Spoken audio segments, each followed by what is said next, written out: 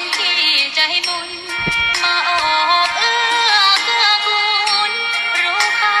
ของบุญเก็บบัวขึ้นมาเพื่อสร้างความดีและเสริมบารมีดังว่าใช้ดอกบัวนี้บูชาพระสัมมาสัมพุทธองค์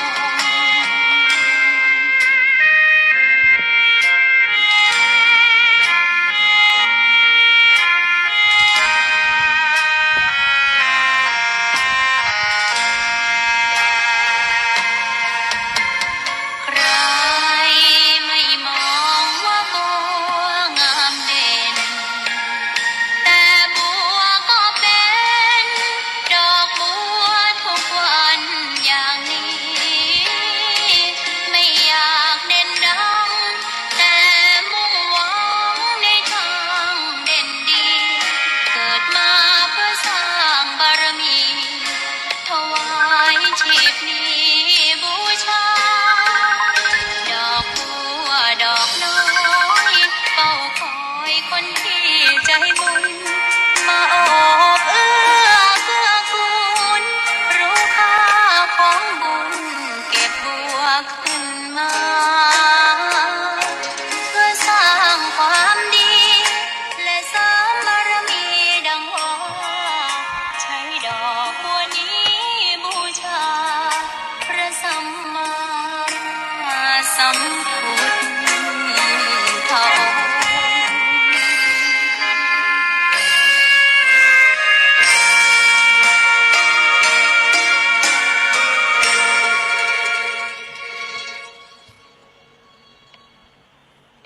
ขอนอบน้อมต่อพระรัตนตรัยแก้วเจ้าสามประการ น้อมเอาคุณพระพุทธเจ้า คุณพระธรรมเจ้า คุณพระสังฆเจ้า คุณพระอรหันตเจ้าอริยสงฆ์เจ้าจุตนจุองค์ได้เมตตาแผ่ปารมีมาเป็นนวโลกุตรธรรม ปกเกล้าเกษาปกห่มรักษาครูบาอาจารย์ พระมหาเถระ พระเทรานุเถระเพื่อนสหธรรมิกสหพรหมจารีทุกรูปทุกองค์ปกห่มรักษาศรัทธาสาธุชนคนดีเท่าแก่อีป่ออีแม่ทั้งหลายทุกท่านทุกคนที่ติดตามรับฟังรายการสารธรรมยามค่ำของคืนวันที่30เดือนกรกฎาคมศักราชพระพุทธาได้2567พระวษาวันนี้วันอังคารศรัทธาญาติโยมทุกวันอังคารเวลา20 นาฬิกาถึง22 นาฬิกาศรัทธาญาติโยมอีพ่ออีแม่ได้มาพบกับอาตมาภาพพระมหาสมชาติชาตปัญโยวัดบรรพตสถิตอำเภอเมืองจังหวัดลำปางรับผิดชอบดำเนินรายการปกติชั่วโมง20 นาฬิกาถึง21 นาฬิกาจะเปิดโอกาสให้ครูบาอาจารย์พระนักเผยแผ่จังหวัดต่างๆได้เข้ารายการโดยเนาะวันนี้ได้ติดต่อไปที่ท่านอาจารย์พระครูปริยัติภัทรกิจท่านอาจารย์ตุปิขวัญท่านอาจารย์มหานะอยู่วัดสันละครอำเภอพานจังหวัดเชียงรายโอ้ท่านอาจารย์วันนี้ผมยังเฝ้ายายอยู่ที่โรงพยาบาลอยู่ครับท่านอาจารย์บ่สะดวกเด้อเน้อวะคุณยายบ่สบายตั้งแต่อาทิตย์ก่อนนะสถาเมื่อวันอังคารก่อนก็ติดต่อประสานกับเปิ้นก่อนเหมือนกันท่านอาจารย์ก็บอกว่าผมเฝ้ายายอยู่โรงพยาบาลครับอาจารย์ก็เลยบอกว่าโอ้ถ้าเฝ้ายายอยู่ก็บ่รบกวนละท่านอาจารย์ไว้โอกาสเหมาะโอกาสดีๆที่ท่านอาจารย์บ่มีภาระธุระอย่างมีเวลาเตรียมตัวเต็มที่ก่อยอูกันเนาะก็เลยได้แจ้งเปิ่นไปแล้วเนาะก็เท่ากับว่าวันนี้จัดรายการเอง2 ชั่วโมงท่านอาจารย์เสน่ห์กาลงก็มีงานศพตี ในหมู่บ้านของเปิ้นเนาะมีงานศพในหมู่บ้านสมภารเจ้าอาวาสก็ต้องดูแลต้องปาเปิ้นไปเทศน์ไปสวด ฉลองศรัทธาดูแลพี่น้องเจ้าบ้านวันนี้ท่านอาจารย์เสน่ห์กาหลงก็บ่สะดวกที่จะเข้ารายการด้วยกันเหมือนกันศรัทธาฉะนั้นวันนี้พบปะกับอาตมา2 ชั่วโมงเนาะก็จะนำเรื่องราวต่างๆที่มีประโยชน์นะกับศรัทธาญาติโยมมาสนทนามามาจากัน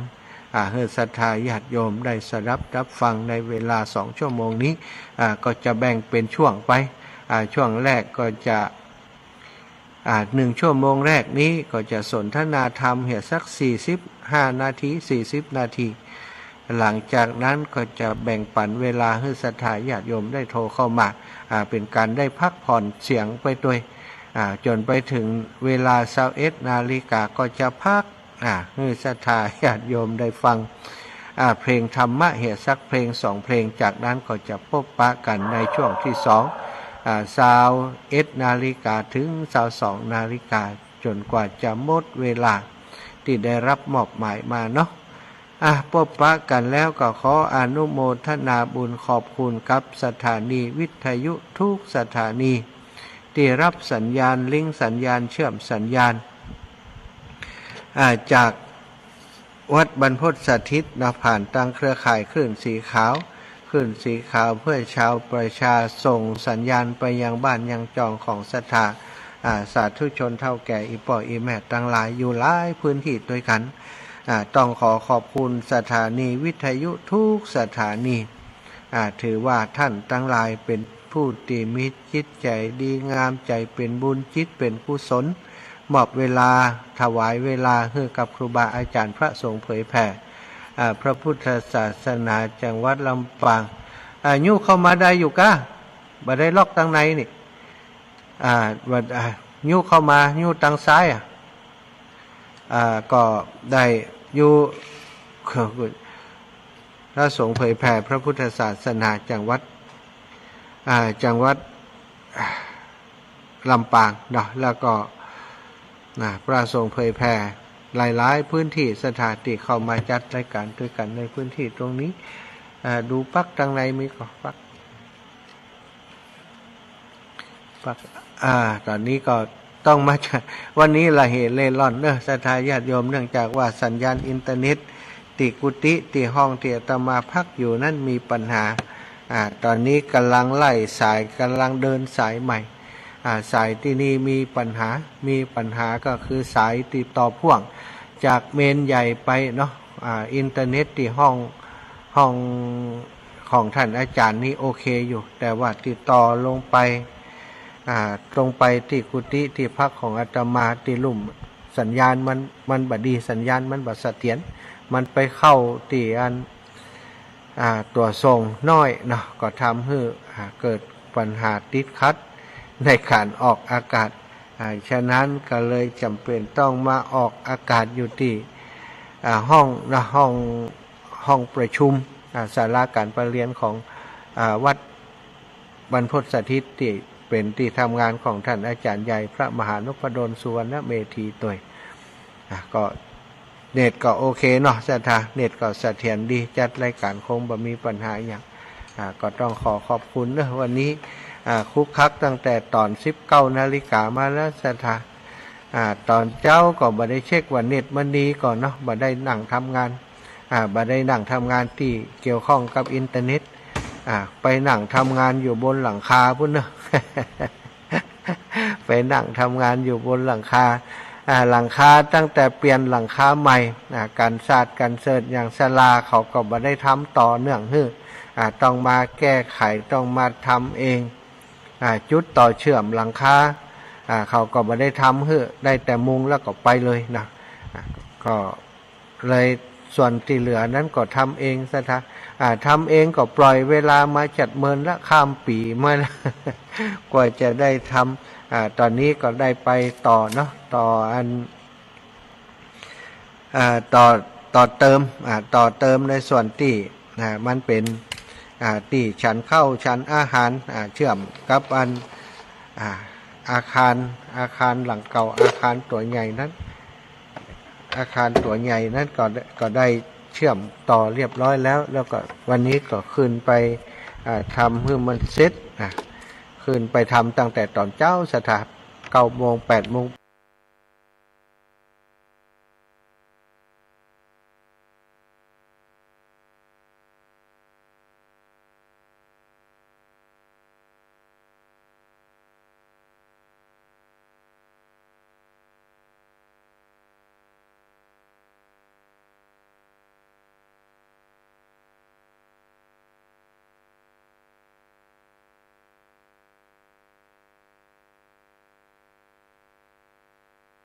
8 นาฬิกา 9 นาฬิกาเนาะศรัทธาญาติโยมก็ได้ทำงานจนพอค่ำลงมาค่ำแล้วค่ำมาก็เข้าไปนั่งไปอ่านหนังสือนั่งหายังอยู่เตรียมข้อมูลที่จะออกรายการพอนั่งออกรายการจะใดนี่อินเทอร์เน็ตบ่ดีศรัทธาหมุนอยู่เว่นๆนะออกอากาศไปก็ได้กระท่อนกระแท่นสุดท้ายก็ออกอากาศบ่ได้เรื่องสกรรมเนาะ19 นาฬิกาถึง 20 นาฬิกาที่ออกอากาศที่ของจัดรายการที่สถานีวิทยุวิทยาลัยสงฆ์นครลำปางบ่ได้อย่างดีสักครับมาเดินเสาะหาที่แรกว่าจะต้องออกไปตั้งนอกเห็นแล้วก็นะคิดได้ว่าเน็ตที่ห้องประชุมของท่านอาจารย์หอประชุมนี่น่าจะดีอยู่ก็ขึ้นมาเช็คดูก็ปรากฏว่าเน็ตที่นี่ใจได้นะสถานแต่ว่าย้ายเข้าของบัตรตันนะเพราะช่วงชั่วโมงตะกี้นี้ก็เป็นชั่วโมงที่จัดรายการด้วยอันนี้ก็ขอให้โยมเดชาเนาะน้องเบิ่มได้เอาที่ชัดแบตมาเสียบมาชาร์จนี่อิดอะละเหมือนกันเนาะถ้าอินเทอร์เน็ตมันบ่ดีบ่ตามที่เขาเคยทำเนี่ยมันก็เกิดปัญหามันต้องเปลี่ยนแปลงอยู่ในคณะนั้นต้องหีบจัดการในคณะนั้นก็เลยเป็นเหตุที่ครุกคลักไปน้อยเนอะก็ขอแสดงความยินดีกับศรัทธาญาติโยมท่านเจ้าทั้งหลายที่เข้ามารับฟังรายการเนอะขอบอกขอบใจขอบคุณท่านเจ้าทุกท่านทุกคนที่ติดตามรับฟังรายการธรรมะ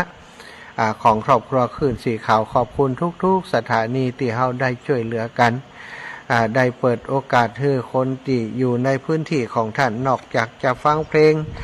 สนุกสนานแล้วก็ยังได้ฟังธรรมะนะหลายๆคนอีแม่ถ้าบัดได้ฟังธรรมมันนอนบัดรับอาจารย์มันเครียดมันบ่ม่วนยังได้บอกบัดทุกข์นี่นะหลายคนก็ติดธรรมะไปเห็นแล้วเป็นเรื่องที่ดีถ้าติดหนังติดละครนี่บ่เข้าท่าต่อใดเพราะหนังก็ดีละครก็ดีมีเรื่องที่จะทำให้เขาปวดหัวอยู่นักหนาปะปานอยู่นะ ดูหนังดูละครบางทีก็ดูไปดูมาก็ปวดหัวพระเอกนางเอกเนาะพระเอกก็ดีนางเอกก็ดีตัวโกงสปะสเปะนาตีบทบาทการแสดงละครของเปิ้นเนาะทำให้บางทีเราดูแล้วมันก็เครียดนะดูแล้วมันก็เครียดไปตัว บางพ่องก็ลุ้นพระเอกบางพ่องก็ลุ้นนางเอกลุ้นไปลุ้นมาเกลียดให้ตัวโกงไปแกล้งพระเอกตัวโกงไปแกล้งนางเอกแต่รายการธรรมะนี้บ่มีตัวโกงศรัทธาญาติโยมถ้าจะมีตัวโกงก็คือตัวเฮานั่นแหละเนาะถึงเรื่องราวที่เป็นประโยชน์แก่ตัวของเฮาทั้งหลายของศรัทธาญาติโยมของคนเตดด้วยนะเอาธรรมะมาสนทนามาจากันพุทธบริษัท4บริษัทของพระพุทธเจ้าเฮามีหน้าที่ในการที่จะช่วยกันเนาะจะช่วยกันในการเผยแผ่พระพุทธศาสนาพระธรรมคำสั่งสอนขององค์ชินวรสัมมาสัมพุทธเจ้าอันนั้นคือหน้าที่หลักของเฮาเนาะก็จะต้องช่วยกันศรัทธาญาติโยมตราบใดที่เฮายังมีการสนทนาธรรมมีการอูจาเอาธรรมะมาสนทนามาอูจากันน้ำธรรมคำสอนขององค์ชินวรสัมมาสัมพุทธเจ้าก็จะยังอยู่กับเฮายังเป็นประโยชน์แก่สัตว์โลกทั้งหลายไปแห่มเสี่ยงจิรการอันเมินนานสถานีวิทยุถือว่าเป็นสื่อนะเป็นสื่อที่สำคัญในการเผยแผ่พระพุทธศาสนาพระธรรมคำสั่งสอน ถ้าบ่มีสถานีวิทยุนะสถาก็ยังสมัยก่อนเวลาพระสงฆ์องค์สังฆเจ้าเปิ่นเทศนะก็ไปเทศที่ไปเทศตามวัดวาอารามตามงานศพงานอย่างต่างๆเวลาเทศอย่างอันนี้คนตั้งใจฟังก็มีบ่ตั้งใจฟังก็มีบางเทื่อบางทีก็เทศเป็นประเพณีบ่ได้นะเป็นประเพณีนิยมเทศกันก็เทศ แต่ถามว่าได้ประโยชน์อย่างก็คงจะได้บางส่วนเป็นอานิสงส์อีหลักเป็นว่านะเป็นอานิสงส์เทศเอาอานิสงส์บ่ได้นะมันก็คงจะได้อานิสงส์บ่ได้นะเนาะประโยชน์ที่จะได้นักกว่านั้นคงบ่ได้นักกว่านั้นถวายความเคารพครับท่านอาจารย์ขอแจ้งผมกำว่าสถานีพระถมรุดรอคนบางเมียงก็รอกำเนาะครับอ๋อครับสาธุครับอาจารย์ครับผมฟังอยู่นี่ครับโอ้ขอบคุณครับอาจารย์ครับ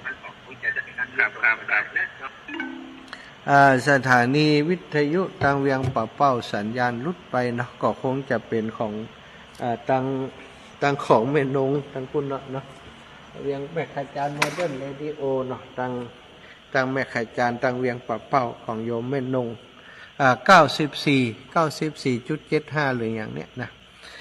สัญญาณรุดไปก็คงเป็นเรื่องราวของอินเทอร์เน็ตสถานอินเทอร์เน็ตก็คือสิ่งที่เป็นสิ่งสำคัญในการออกอากาศในการเชื่อมสัญญาณของคลื่นสีขาวของเฮาถ้าปราศจากเสียซึ่งอินเทอร์เน็ตก็จะเป็นปัญหาแบบเนี้ยเนาะอินเทอร์เน็ตก็ดีกระแสไฟก็ดีตีรอเลี้ยงสถานีตีใจในการเชื่อมสัญญาณไปหากันเนี่ยถ้าอินเทอร์เน็ตมีปัญหาก็จะมีปัญหาในการส่งสัญญาณไปถึงบ้านถึงจองของศรัทธาญาติโยมตัวตอนนี้ท่านอาจารย์ครูบา40,000แจ้งมานักถวายความเคารพกราบขอบคุณท่านอาจารย์เป็นอย่างสูงเนอะท่านอาจารย์ก็คงจะดูไลฟ์สดตัวแล้วก็ฟังทางสถานีวิทยุเลยตัวก็เลยได้ทราบข้อมูลว่าที่เวียงป่าเป้าสัญญาณบอดีเตอร์เนอร์อีละเขาก็ฟังกันไปก่อนเนาะทางเวียงป่าเป้ารอเพิ่นแก้ไขสักครับถ้าดีแล้วเพิ่นก็จะส่งสัญญาณเชื่อมสัญญาณไปให้ตั้งเวียงป่าเป้านี้ก็ส่งสัญญาณไปหลายพื้นที่เนื้อสถาตั้งวังเหนือก็อาศัยฟังจากเวียงป่าเป้าวังเหนือของเฮาแล้วก็อันเมืองพานอำเภอพานจังหวัดเชียงรายก็ฟังจากเวียงป่าเป้าตั้งแม่สวยไปถึงแม่ลาวก็มีนะที่ฟังจากเวียงป่าเป้าแสดงว่าคลื่นของ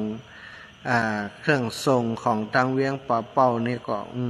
สัญญาณครอบคลุมไปได้ไกลเหมือนกันเนาะอนาคตตั้งหน้าก็คิดว่าเรื่องราวของสถานีคราวก่อนนี่ก็ตกอกตกใจกันที่เพิ่นบอกว่าสถานีตั้งหน้านั้นคลื่นสัญญาณส่งจะลดน้อยลงอย่างต่างๆสะปะสะเเป็ดนะการประมูลก็ยากอีนะแต่ณปัจจุบันนี้ก็ได้ข่าวดีว่าสถานีวิทยุคนที่ได้ทดลองออกอากาศไปที่ผ่านมาที่ได้ยุติทำกิจการตั้งสถานีไปก็สามารถจะขอคลื่นขอสัญญาณมาจัดตั้งสถานีใหม่ได้แล้วก็เปิดกรอบเปิดโอกาสให้รายใหม่ตัวเองนะอันนี้ก็คิดว่าต่อจากนี้ไปคงจะมีสถานีเพิ่มขึ้นตั้งวังเหนือของเฮาสมัยก่อนก็มีที่ของชมรมผู้พิการอำเภอวังเหนือเนาะของคุณปนดก็เปิ่นก็มีสถานีของเปิ่นนะแต่ก็ได้ยุดไปเหมือนกันได้ถูกระงับไปคิดว่าต่อจากนี้ไปจะมีสถานีเพิ่มขึ้นแห่งหลายสถานีในปีหน้าเนี่ยปี67ปี68เนี่ยจะมีสถานีเพิ่มขึ้นถ้ามีสถานีเพิ่มขึ้นก็คงจะเป็นข่าวดีของคลื่นสีขาวของเฮาคลื่นสีขาวถ้ามีสถานีเพิ่มขึ้นถ้าเป็นในเครือข่ายของหมู่เฮาก็จะได้ขยายเครือข่ายออกไปถึงบ้านถึงจองของศรัทธาญาติโยมเพิ่มขึ้นนักขึ้นแล้วก็ชัดเจนมากยิ่งขึ้นที่วัดบรรพตสถิตนี่ก็มีอีกสถานีหนึ่งเนาะท่านอาจารย์เคยขออนุญาตตั้งสถานีที่นี่เสายังมีเสาสัญญาณอุปกรณ์อย่างต่างๆก็ยังมีอยู่ปีหน้าถ้าทำเรื่องราวเรียบร้อยแล้วก็จะได้สถานีใหม่ที่นี่อีกสถานีหนึ่งเนาะตอนนี้เสา8เสา9สถานีปีหน้านี้ถ้าเกิดว่าสมบูรณ์แบบถ้าขออนุญาต การเรียบร้อยจัดตั้งกันเรียบร้อยเนี่ยคิดว่าน่าจะมีถึง30-40สถานีเนาะที่จะเป็นเครือข่ายสายบุญโดยเฮาก็คงจะเป็นประโยชน์กับศรัทธาญาติโยมทั้งหลายที่จะได้ติดตามฟังน้ำฟังธรรมกันวันก่อนอาตมาได้จำมาได้ว่าในรายการของคลื่นสีขาวนี่หรือว่าที่ลำปางเนาะศรัทธาญาติโยมได้จากันถึงเรื่องของพระพุทธรูปนะปางห้ามญาตินะที่มาที่ไปของพระพุทธรูปปางห้ามญาติว่าเกิดขึ้นอย่างใดเกิดขึ้นเพราะสาเหตุอะไรอย่างเนาะทำไมถึงมีพระพุทธรูปปางนี้ขึ้นมาศรัทธาญาติโยมพระสัมมาสัมพุทธเจ้าของเฮาถ้าในชีวิตจริงของเปิ้นเนาะชีวิตจริงของเปิ้นนี่เปิ้นก็มีครอบครัวมีพ่อมีแม่มีญาติพี่น้อง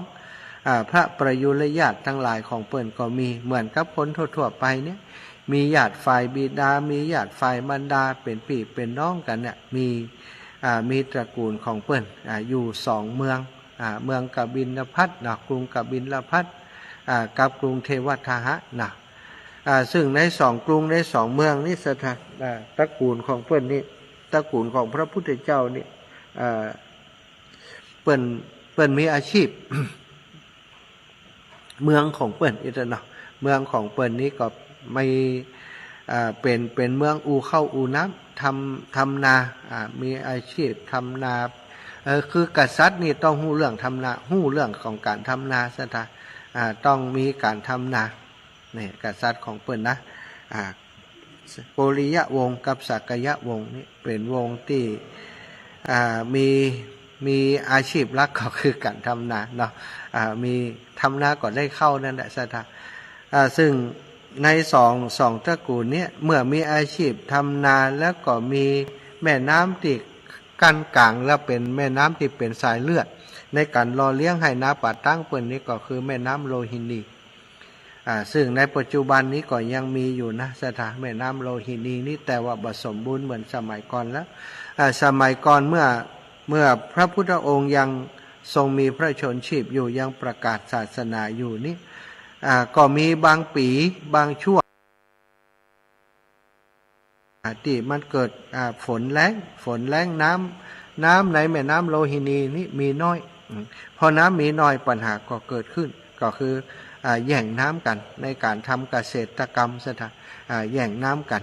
ถึง2ตระกูลเนี้ย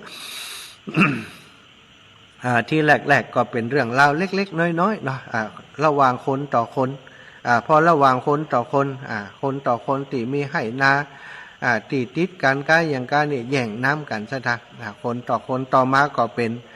หมู่บ้านต่อหมู่บ้านที่มีสายน้ำสายเดียวกันแล้วน้ำแบบพอใจความขัดแย้งนะความขัดแย้งเรื่องน้ำการลู่น้ำกันเนี่ยนะเริ่มจากน้อยๆไปจนถึงกลายเป็นเรื่องใหญ่เรื่องโตเป็นเรื่องใหญ่ถึงขนาดที่ว่าด่าทอกันนะด่าทอทุบตีกันหมอนี้แปลงน้ำเข้านาอยู่หมอนั่นไปกักเอาไปของตัวก็เลยได้เกิดการทะเลาะเบาะแว้งกันได้ทุบได้ตีได้ด่ากันก่อนด่าทอกันก่อนต่อมาก็ถึงครับทุบตีกันแล้วก็แจ้งด่ากันเอาไปเอามาด่ากันถึงโคตรเง่าวงตระกูลนะก็เป็นวงตระกูลจริงๆแล้วเป็นญาติพี่น้องกันแต่งงานข้ามกันไปข้ามกันมานะแต่งงานตระกูลของโกริยะก็มาแต่งงานกับสักยะก็แต่งงานกับโกริยะเป็นอย่างเอี้ยแม้กระทั่งพระพุทธองค์ของเฮาก็เช่นเดียวกันก็แต่งงานในสายของพี่ของน้องนั่นแหละเนาะ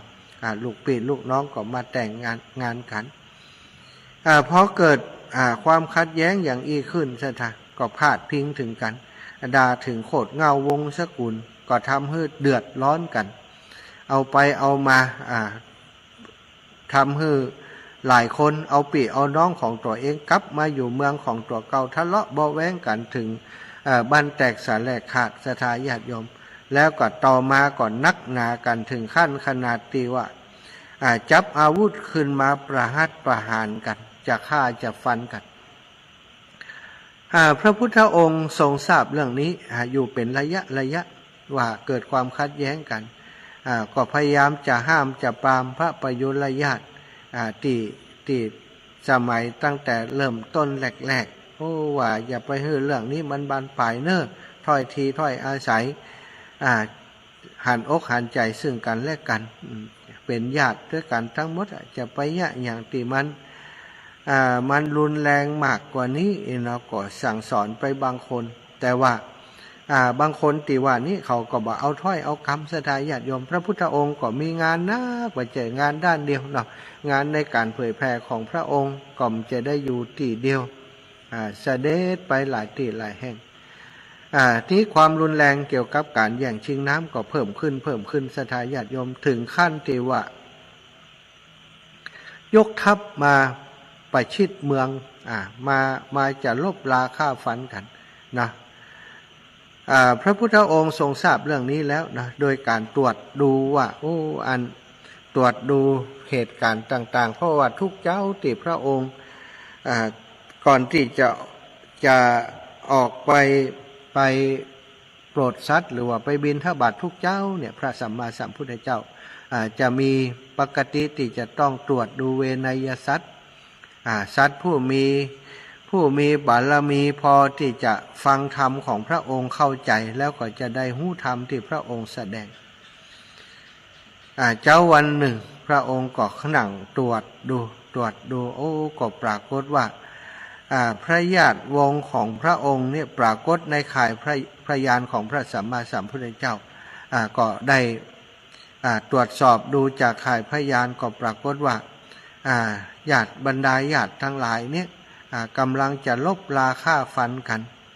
ในวันนี้กำลังยกทัพมาประชิดซึ่งกันและกันจะทำการสู้รบกันในวันนี้พระองค์ก็มานึกตองดูว่าวันนี้ถ้าพระองค์บ่ไปจะเป็นอย่างไรก็นึกพอว่าเขาจะต้องฮบกันถึงเลือดตกยางออกสูญเสียกันอย่างใหญ่หลวงอาศัยความอนุเคราะห์ที่พระองค์มีต่อพระประยุรญาติก็เลยได้เสด็จไปเพราะพระองค์ทรงทราบว่าถ้าพระองค์เสด็จไปนั้นจะเกิดประโยชน์แก่พระญาติประยุรญาติทั้งสองฝ่าย จะเกิดประโยชน์จะทำให้พระประยุรญาติทั้งสองฝ่ายนั้น ยุดการรบราฆ่าฟันกันนะสถานวันนี้ขอสุมาอภัยกับสถานเนอะตั้งแต่ตื่นเจ้ามาบัดได้พักเลยสถานญาติโยมทำงานในบนแดด ขึ้นบนหลังคาลงมาก็พอค่ำละนะขึ้นลงร่างกายอ่อนเพลีย ร่างกายอ่อนเพลียแล้วก็แดดเนาะแดดมันจ้าทำให้เพลียแล้วก็ง่วงเกิดอาการง่วงถ้าปกติถ้าบัดจัดรายการยังอีปานนี้ก็คงจะรับไปแล้ว ขอสุมาอภัยถ้าจะมีการหาวเป็นระยะเนอะเพื่ออภัยกันจิบถ้าพระองค์บอกไปนี่เกิดเดือดร้อนโกลาหลเกิดการสูญเสียแต่ถ้าไปจะเกิดประโยชน์มหาศาลพระองค์ก็ได้เสด็จไปสถานญาติโยมว่าอย่างไรจ๊ะโดยหมอกวิดีโอออกอยู่ในเจ้าเนอของดานุนีนะดอยหมอกนี่ได้ยินอยู่เนาะตะกี้ตั้งใดบอกว่าท่านอาจารย์ว่าเวียงปะเป้าอาจารย์นั้นมันดับไปอยู่เนอะพูดกับแม่ขจารย์หมอเดินจ้าแม่ขจารย์จ้าถ่ายจะไป50,000ปุ่นออกปุ่นเหรอเจ้าแม่แม่ฟังตีดอยหมอกเลยทุกข้างเลยเจ้าดอยหมอกนี่ก็ไปถึงปุ่นเนาะไปถึงมันเมืองพานบุญเนาะไปก่อนไปถึงเมืองพานก่อนถึงเมืองพานถึงลำปางนั่นก็ได้ยินยังแม่อย่างวังเหนือนี่ได้ยินอยู่เนาะจ้าได้ยินถึงเจซ่อนไปกันอย่างพูดดอยหมอกเรดิโอนี่เจ้าได้อันแม่ได้ยินตามมูตีเปิดออกที่มาโทรหามูพาอาจารย์เราทั้งหลายนะว่าได้หมอกเรดิโอยังมาเป้าอีกเจ้าสาธุเนอะขอบคุณแม่นะเจ้าสาธุเจ้าแม่วันนี้เนาะแจ้งให้ทราบว่าอันตะกี้ที่อันเวียงปะป้อมดังแต่ดอยหมอกดังเนอะเนาะบางส่วนก็ได้ยินเนาะได้ยินจากของดอยหมอกเรดิโอเนอะญาติโยมตั้งเมืองพานก็ได้ยินเนาะอู้ถึงเรื่องตะกี้ปิกมา ปิกมาเอาสติปิกมาแหมใหม่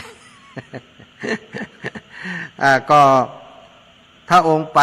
เสด็จไปเมื่อบิณฑบาตเรียบร้อยแล้วนะบิณฑบาตมาเรียบร้อยแล้วพระองค์เสด็จไปโดยองค์เองบ่มีไผติดตามไปพระอานนท์ก่อมไปคนอื่นๆพระสงฆ์รูปอื่นๆพระองค์ก่อมเพื่อไผหูสถานเสด็จไปโดยลวงอากาศถ้าบ้านเฮาก็เหาะไปนะ เสด็จไปโดยลวงอากาศพุทธานุภาพพุทธานุภาพของพระพุทธเจ้าโดยพุทธานุภาพโดยอิทธิปาฏิหาริย์ของพระองค์เสด็จไปพักอยู่ใต้ร่มไม้เนาะระหว่างทางที่อันพระประยุรญาติทั้งหลายจะต้องอันกรีธาทัพมาถึงตรงนั้นคือง่ายๆว่าสมรภูมิเนาะ ที่เขาจะฮบกันท่านนั้นอินทนะที่เป็นที่โล่งที่กว้างที่สมรภูมิพระปริยุรญาติก็แต่ละเมืองก็เกณฑ์โยธาทัพกรีธาทัพกันมาตึงทุกคนทหารทุกคนเสนาอามาตย์ทุกท่านทุกคนก็ปากันมาเพื่อจะรบกันเพื่อจะแย่งชิงน้ำกันสถานอย่างเนี่ยพระองค์เสด็จไปอยู่ที่ใต้ต้นไม้ต้นหนึ่งห่มเป็นเงาแล้วก็เป็นที่เด่นถ้าเขามาถึงห้านเขาต้องหันแล้วก็พระพุทธเจ้าสถาพระฉัพพรรณรังสีของพระองค์นั้นมันแผ่ต้องการให้คนหันไปถึงไหนก็สามารถจะอธิษฐานจิตได้พระองค์ทรงประทับนั่งอยู่ใต้โคนต้นไม้ต้นหนึ่งติดร่มเงาสบายแล้วก็แผ่พระรัศมีฉัพพรรณรังสีไปพระประยุรญาติทั้งหลายปีธาทัพมาถึงตรงนั้นป๊อบก็หันแสงฉัพพรรณรังสีก็หู้ได้ทันทีว่าพระพุทธองค์พระพุทธเจ้าได้เสด็จมาอยู่ในบริเวณนั้นอยู่ในตรงนั้นพระประยุรญาติทั้งหลายตีขี่หลังจ้างขี่หลังม้าอยู่ก็ปากันลงจากหลังจ้างหลังม้าโดยความเคารพในพระพุทธเจ้าสดับลงมาแล้วทุกคนถึงสองฝ่ายวางอาวุธลงแล้วก็เข้าไปกราบพระพุทธเจ้าไปนั่งติควรส่วนข้างหนึ่งพระพุทธองค์ก็ได้ตรัส ถามพระประยุรญาติทั้งหลายนะบ่ได้ถามว่า ถามพระประยุรญาติทั้งหลายว่าท่านทั้งหลายมาประชุมจุมนุมกันที่นี่ มีทัพช้างทัพม้าทั้งหลายมากันเป็นจำนวนนักหลายเนี่ยมาแยกอย่างกันกะ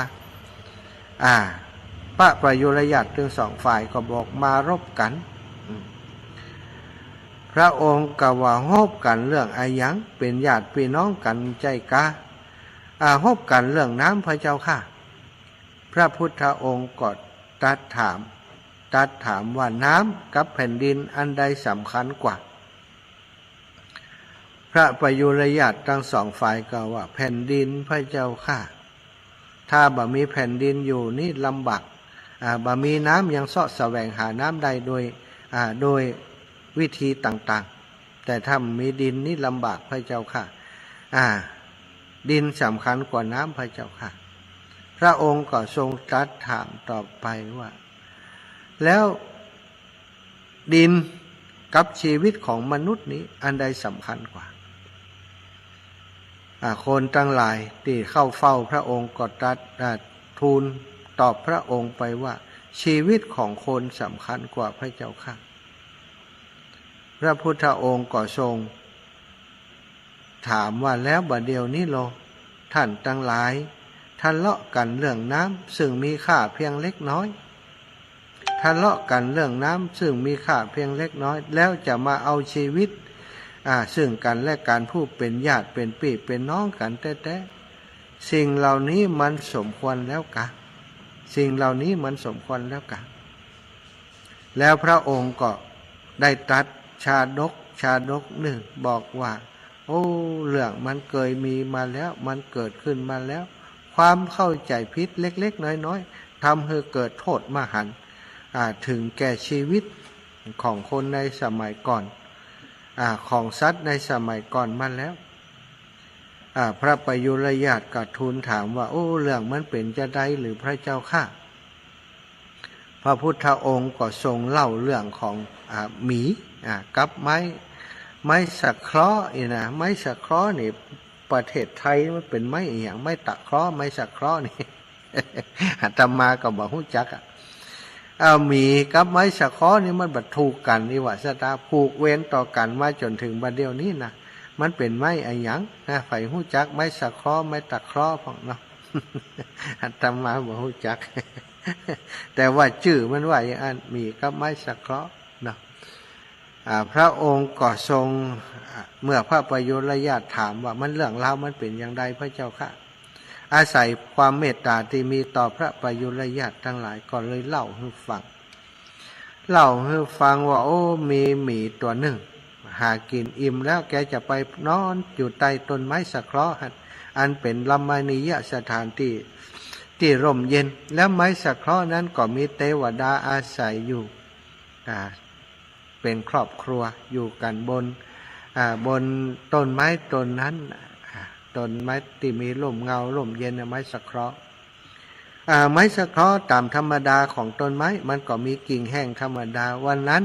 มีลมพัดมากิ่งที่แห้งอยู่กิ่งแบบป้อใหญ่ต่อได้สถาตกลงมาใส่คอหมีตัวนั้นพออันไม้สักกิ่งไม้สักเคราะห์กิ่งไม้แห้งตกใส่คอก็มีความรู้สึกขุ่นเคืองว่าโอ้อันเทวดาที่สิงสถิตอาศัยอยู่ต้นไม้นี้คงบ่ชอบที่เฮามานอนอยู่ปื้นเก้าไม้เขาคงบ่ชอบคงจะรำคาญเฮาจ๊ะรำคาญเสียงขนเฮาจ๊ะ รำคาญกลิ่นเฮาจ๊ะ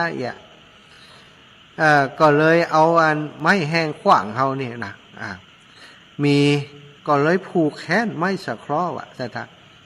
โคดไม้สักเคราะห์โคดว่าไม้สักเคราะห์นั้นการแกล้งตัวเองกำลังรับอยู่นะก็เลยเอาเล็บเอาอย่างไปควันไปตับปบไม้สักเคราะห์ไม้ตะเคราะห์นั้นนะเอาไปตับปบเอาไป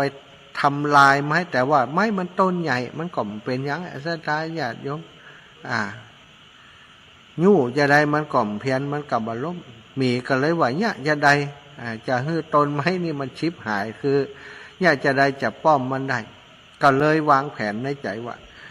ถ้าเขาจะไปเสาะหาคนที่มันมีความสามารถมาป้อมต้นไม้นี้ให้ได้โคตรโคตรเรื่องน้อยเดียวนะแค่กิ่งไม้ตกใส่แล้วก็ไปเข้าใจว่าเป็นเทวดาเนี่ยคือความจริงเทวดาบอกฮู้ขี้มีตดเนี่ย เทวดาบอกฮู้เรื่องอย่างสักอย่างเทวดานี่ก็ฮู้ตอนนั้นฮู้ละพอมีโคตรมันปากมันจมได้หรอวันสักวันหนึ่งจะเอาคนมาป้อมเขาจะมาคุดถอนหลักถอนคนแต่เทวดาก็บอกเขาจะอธิบายจะได้เขาบอกได้เนี่ยนะมันก็ฟังแล้วหมีมันมืดแล้วมันโคตรแล้วเทวดาก็ปล่อยว่าโอ้หมีนี่อันธพาลเขาบอกอู้บอกนี่มันละปล่อยมันจะไปหาไผ่ไหมเนี่ยให้ได้ฮะเนี่ยคงไม่ไผ่หรอกแต่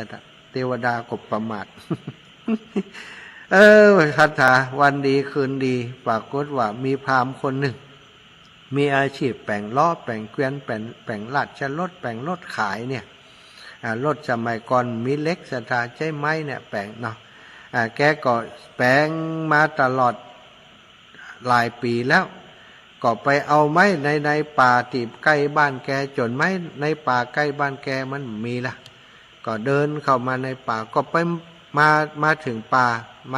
าบริเวณใกล้ไม้สักเคราะห์นั้นก็ปบใส่หมีศรัทธาญาติโยมความจริงก็จะต้องกลัวหมีกันเนาะแต่ว่าพรานคนนี้บอกกลัวว่าหมีตัวนี้หันพรานก็เข้าไปหาฟาร์มคนนี้ก็เข้าไปหาไปบอกพราหมณ์ท่านไปไหนกะโอ้เฮามาเสาะไม้ในป่านี้นะท่านหมีโอ้ท่านเป็นหมีที่อู้ได้กันนี่โอ้เฮาเป็นหมีที่อันมีบุญญาธิการเนาะเป็นหมีที่อยู่นี่มาเมินแล้วนะเฮาอู้ได้กะอีนะท่านจะแย่อย่างก็โอ้เฮาจะไปเสาะไม้แปลงรถไปเสาะไม้แปลงรถกะอันว่ารถนี่ถ้าได้ไม้ดีๆนี่แปลงมันจะมีราคาดีนะเฮานี่ฮู้จักไม้ที่มีคุณค่าราคาดีแปลงกงรถแปลงล้อรถนี่งาม โอ้อยู่ที่ไหนท่านมีโอ้อยู่บักไก่เขาจะปาไปพอวะก็ปาไปจี้ให้พออันนี้คือต้นสะเคราะห์วะอันไม้ต้นนี้นี่ถ้าเอาไปแปลงรถจะมีราคาดีไม้ตัวไม้แข็งแรงและต้นนี้ก็เป็นไม้ตีใหญ่ด้วยเอาถ้าท่านได้ไปแล้วรับรองว่ารถของท่านราคาดีแน่นอนแล้วไม้ต้นนี้ก็ตัดง่ายด้วยท่านโอ้เขาพอแล้วไม้ในป่านี้บ่มีไม้อันใดดีต่อไม้นี้วะนี่ศรัทธาญาติโยมไปบอกกับไปบอกคนตีเป็นช่างแปลงรถแปลงล้อนี่นะพอช่างได้ฟังอย่างก็ดีใจขอบคุณเนอะท่านพญาหมีท่านที่เป็นมีใจดีได้เนาะเป็นมีที่มีความรู้เป็นมีที่ใจดีเขาขอบคุณท่านนักเนอะแต่เขามีอย่างตอบแทนท่านนะบ่ต้องตอบแทนแล้วเขาบอกเพราะความเมตตาที่มีต่อท่านบ่ได้วะพอบอกกันเรียบร้อยแล้วกาเนาะช่างนะพร้อมกับคนงานก็ปากันเอามุยเอาขวานไปซับไปจำต้นไม้สะเคราะห์นั้นคณะที่กำลังซับกำลังฟันต้นไม้อยู่นั้นเทวดาก็อยากจะแก้แค้นเอาคืนกับหมีก็มาปรากฏตัวเป็นพรานป่าคนหนึ่งเดินผ่านมาตรงนั้นก็มาหันพราหมณ์และคณะกำลังจะตัดต้นไม้อยู่ก็เลยถามว่าท่านกำลังจะยะยังเขาก็เล่าให้ฟังทุกประการว่าจะตัดต้นไม้นี้เอาไปแปลงล้อแปลงเกวียนแปลงรถนะอันเทวดาที่แถลงมานั้นก็บอกว่าการแปลงล้อแปลงเกวียนนี่เฮาไปแอวเมืองหนึ่งโตเปิ้นแปลงล้อแปลงเกวียนเปิ้นแปลงแล้วมันอดทนมันงามแล้วมันแข็งแรงท่านเปิ้นแปลงอย่างไรเปิ้นโกงล้อโกงอย่างเปิ้นจะเอาหนังหมีมาเอาหนังคอหมีนั่นที่มันหนานั่นนะเอามาแปลงเอามาหุ้มล้อถ้าใครได้หนังหมีหุ้มล้อแล้วก็รับรองล้อเกวียนอันนั้นจะขายดีราคาจะดีมากแล้วก็จะอดทนแล้วก็งามโดยท่านวะพามก่อนนึกขึ้นได้ตะกี้รู้ปะมีตัวนั้นน่ะถ้าจะเหมาะนักแกอีหรอ ท่านมีก็เลยท่านพามคนนั้นเนาะมีนี่พอบอกคือพามแล้วก็ไปนอนดอกนอนรับนี่มีมันขี้นอนชะตามันได้ยินที่เปิ้นอู้กันน่ะไปนอนอยู่ใจไก่เท่าใดนี่พามก็ไปหาออกอุบายไปหามีท่านมีบาเดียวนี้ฟันบ่เข้าจะเนี่ยอย่างใดจะป้อมอย่างใดท่านช่วยแนะนำเขาจิมละตอนนั้นเทวดาก็อยู่แล้วเนาะมีก็งัวเงียลุกคืนมาสลือเข้าไปหาไม่แต่เขาท่านก็ฟันตรงนี้กะฟันตรงนี้กะ ตรงนี้ฟันเลยฟันตรงนี้เลยมัวแต่จี้ดูสลือพาม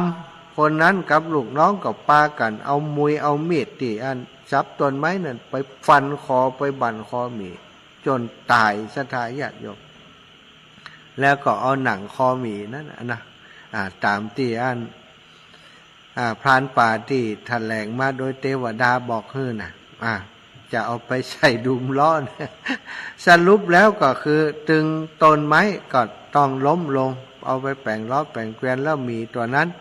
ก็ตายคำที่อยู่หั่นศรัทธาญาติโยมตายถึงสองฝ่ายพระพุทธองค์ทรงตรัสเรื่องนี้ให้กับพระประยุรญาติฟังว่าท่านทั้งหลายลองคิดพอเรื่องมาเป็นเรื่องเล็กน้อยทำให้มีกับต้นสะเคราะห์ที่อยู่ด้วยกันมาเมินนานพิษใจกันสุดท้ายก็เกิดความสูญเสียเกิดความวินาศถึงสองฝ่ายนะเจริญพรนมัสการครับผมแฟนพันธุ์แท้ครับ อันนี้แหกกฎแล้วนี่โทรมาก่อนจะอนุญาตนี่เสียงบอกให้ชัดเลยครับเป็นยังก็มันฟังได้กับเพราะวันนี้มีปัญหาอินเทอร์เน็ตห้องดีต้องไลฟ์สดเอา นั่นแม่กาหน้าที่ท่านพักเนี่ยก็ได้แล้วครับหน้าพักกันยาวเลยครับ โอ้พักยาวเลยกับพูดกับจัดหน้าปุ่นนะเนาะหน้าที่มีหน้าที่ต้องทำครับเนาะสาธุสาธุนมัสการเนอครับให้กำลังใจครับสาธุเจ้าแฟนพันธุ์แท้นะแท้มหู้นะนี่นะอยู่เชียงใหม่ปะหน้ากันสักอย่างเป็นว่าปะกันแล้วที่วัดอันเนี่ยก็ฝ่ายหินนะเจริญพรศรัทธาญาติโยมตอนนี้มีคนโทรมาแล้วนะก็เปิดสายกันเลยกันแล้วกันก็สรุปความว่าพระพุทธองค์ทรงตรัสให้พระประยุรญาติทั้งหลายได้มีสติเรื่องเล็กน้อยจะไปให้มันเป็นเรื่องใหญ่โตพอมันเป็นเรื่องใหญ่โตตีห้ามมาได้แล้วสุดท้ายต่างคนต่างผูกแค้นผูกอาฆาตซึ่งกันและกันก็จะมีการฆ่าฟันห้ามหันกันเกิดความสูญเสียถึงสองฝ่ายเหมือนกับหมีและไม้สะเคราะห์ที่ได้เล่าให้ฟังนะศรัทธาก่อนที่จะไปต่อเรื่องอื่นขอ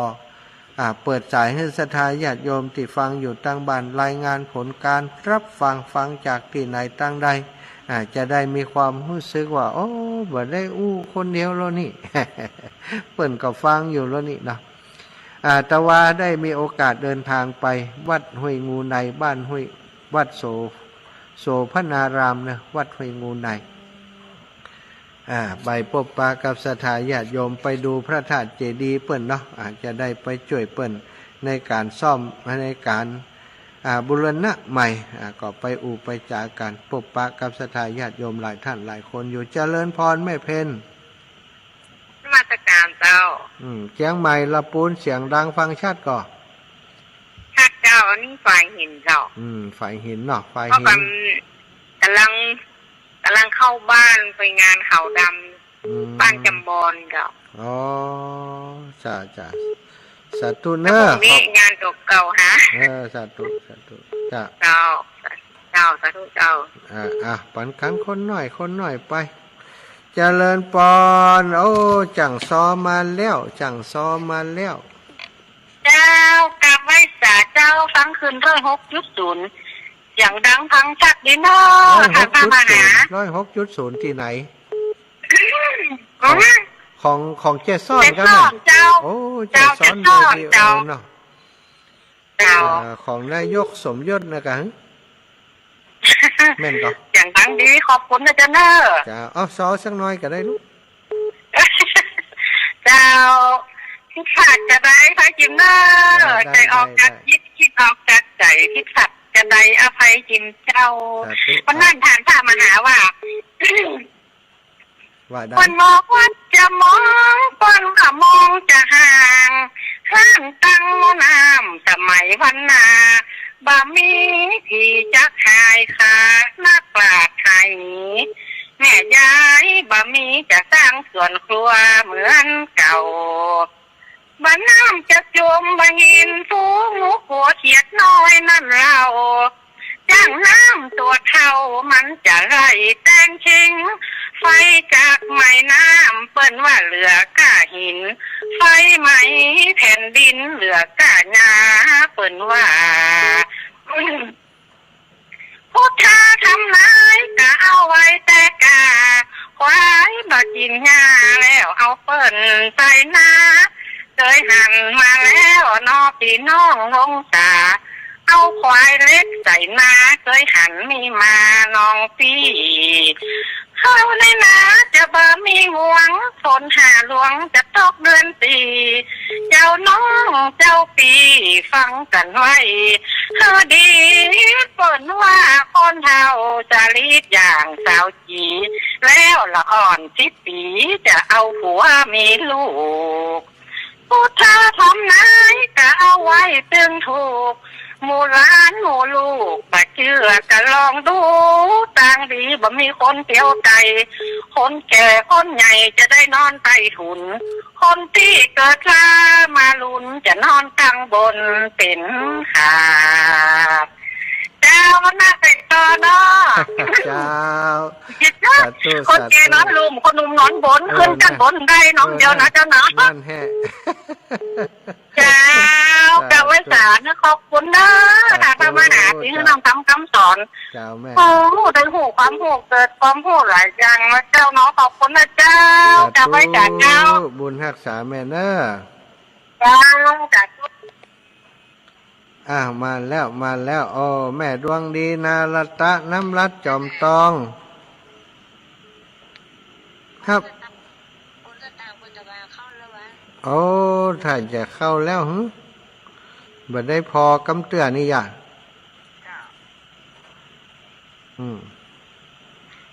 สาธุตุ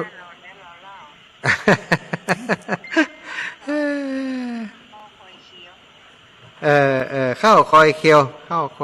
อย่ามันเวลามันไปหันไปนี่วันนั้นนะมันไปหลายตีแล้วไปหาตู้ลุงแดงไปหาท่านพระครูสมุนะตีรถไปตีรถมาแม่เจ้าขอสุมาอภัยเนอะเจ้าขอเขาควายมันลังว่องกะอย่าหลวงปู่ว่ะสัตว์แม่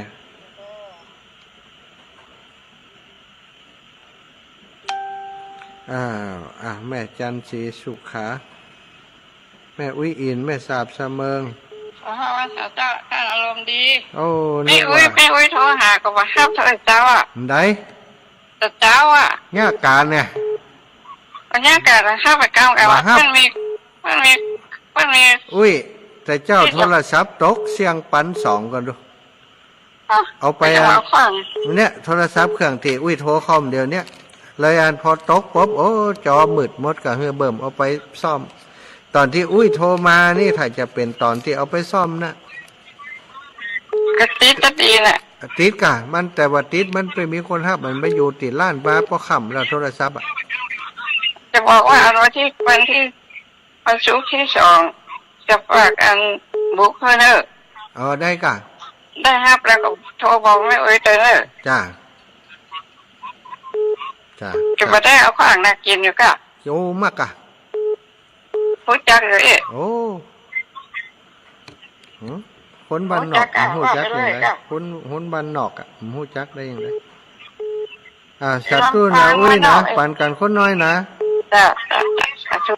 จ้าแม่คำนวณดินดำอีแม่เสื้อกี่ตัวแต่4-5 ตัวกะขอเนี่ยได้สั่งก็เสื้อกันเพิ่นนอนแล้วก็ไปเอาบนโทรมาในบอกเฮาบอกเขาเพิ่นเพิ่มให้อีกน่ะใส่Lอีนะเจ้าละกันเพิ่นว่าจ่ายเงินได้กะ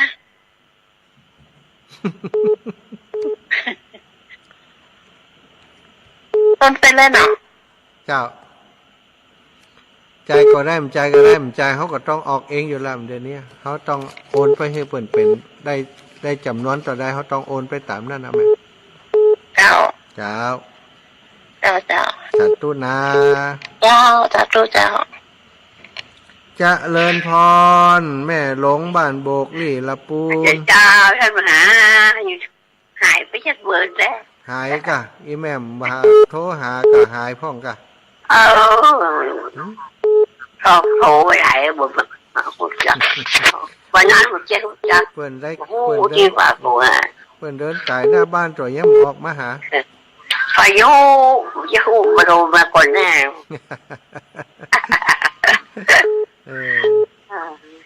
สบายนะไม่ได้ปล่อยอันนี้สมบูรณ์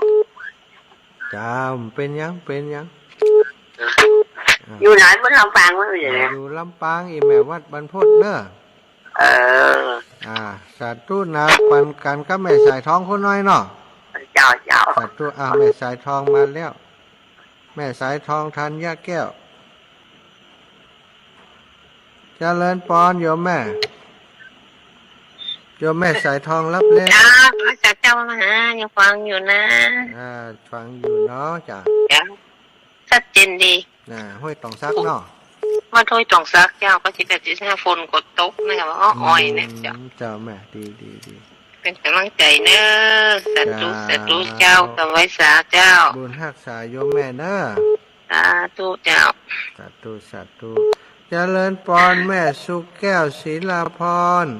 เจ้ากลับไหว้ศาลนะเจ้าท่านพระมหาเจ้า แม่สุแก้วศรีละพรสิเตี้ยมะนงดับปุนเด้อคือฟังขึ้น 98.75 ว่าโทษจ่องชัดเจนดีเด้อ ชัดเจนไปเลยนะ เจ้าชัดเจนไปเลยเด้อเจ้าเด้อเอาเข้ารายการดอกบัวบูชาออกแม่โอ้ยม่วนอกม่วนใจเด้อเจ้า ติดใจเพลงอย่างเดียวกันนี่ฮะ เพลงกะติดใจทำแม่กะติดใจเจ้า สาธุสาธุสาธุ เจ้าวันนั้นเผียวแม่นพอ9 โมงอะเด้อ อันนี้มาแผ่วพุ่นอ่ะ4 ทุ่มปลายพุ่นอีแม่ ถ้ามองเนี้ยอกเนี้ยจ่อยนะเจ้าเนาะ ไอ้ตัวน้อยกับหัวค่ำพวกก้า กับพุ่มเดียวกันนั่นนะ โอ้ยอินดูมได้กอดหลานชะกรรมน่ะนึกว่ากับไปแล้ว โอ้มารับเจ้า โอ้นาทีไปกอดหลานก่อนมหันชะกรรม เจ้านั่นนะ ได้ยินแม่น้อยอินยาสีว่าอันแม่สุแก้วก็ย่ำกับกำเตยโหเขาพอออกมาแล้วนะ กับคนแรงป3 ทุ่มแล้วนะเจ้า อินดูหลานน้อยนาทีได้หอมให้ เลี้ยวอกเลี้ยวจ่อยม่วนแปะม่วนว่าเอา ไปได้กอดหลานน้อยชะกรรม เจ้าแขมข้าวก่อนเนาะเจ้า สาธุ จัดตู้เลยเจ้าเด้อ อ่ะศรัทธาญาติโยมเอาอีกหนึ่งสายแม่จันศรีสุขาเนอะอีกสายนี้พอ เจ้าสาธุลูกพระมหาดักเล็บดักซอยเป็นแบบมอยักการนะเนาะ โอ้อยู่บนหลังคาพุ่นอีแม่ขึ้นลงจนป้าออนน่ะ มันมีคนอยู่ตั้งหลุม แต่ ติด ทุกว่าเนาะยังไงฟังกะ ใจไผ่ก็มได้มีไผ่อยู่ตัวอ่ะ นั่นบอกเลยแม่ไปอยู่ตัวน่ะจุ้ยอ่ะ เอาขึ้นหลังคาลูกอ่ะเจ้า สาธุแม่เจ้า เจ้าสาธุอยู่ดีมีสุข นี่ไปอยู่ด้วยอ่ะ เจ้าอ่ะเอาแหมสายกันแล้วกันเอาเจริญพร นมัสการเจ้าท่าน แม่ก้อมกัน เจ้า เจ้า โอ้โหเรทำม่วนขนาดจาละและขนาดแล้วโอ้มันเรทำเก่งมากเนี่ยพระธุดงค์เก่งมากเลย ขอบคุณมากเนอะ จ้า พี่น้องเมืองเงาพี่น้องเมืองเงาโยมแม่ก็อยู่เงานะแม่เขาก็อยู่เงานะ อยู่บ้านอย่างไรเจ้าแม่ครูอาลีพันธ์ศรีวิริยะไม้บ้านปันเหนืออ๋อบ้านปันเหนือกะเลยบ้านเริ่มบ้านยมแม่ไปแหมเจ้ามาแม่หญิงนาวไปแหมเจ้าแม่อย่างก็เจ้าปันเหนือแม่ครูอาลีพันธ์ศรีวิริยะไม้เจ้าอ๋อจะป้ากับจะหกจักกันอยู่อะไรก็ทำคนด้วยกันเจ้าสาธุเจ้าแม่สาธุฝนตกกับเจ้าท่านตกอยู่แม่ตกอยู่วันเจ้านี่คือตกวันนักจัดตกเจ้าสาธุเนอะ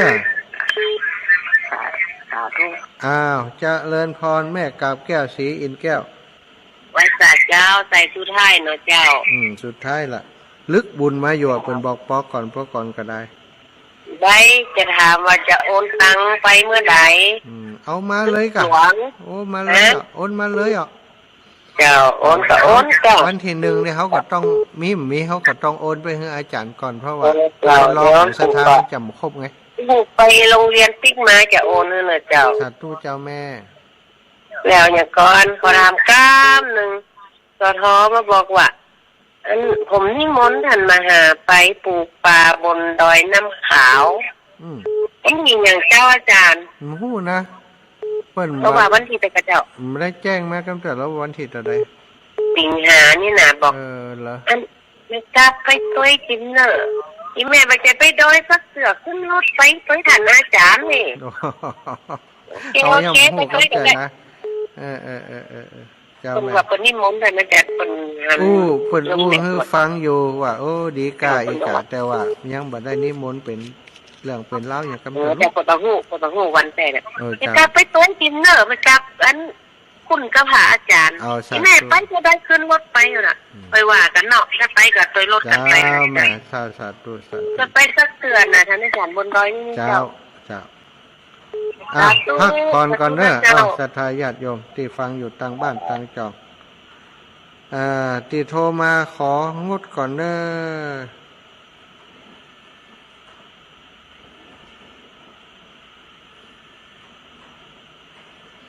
อศรัทธาญาติโยมที่โทรมาพังโทรมาเตี่ยบอ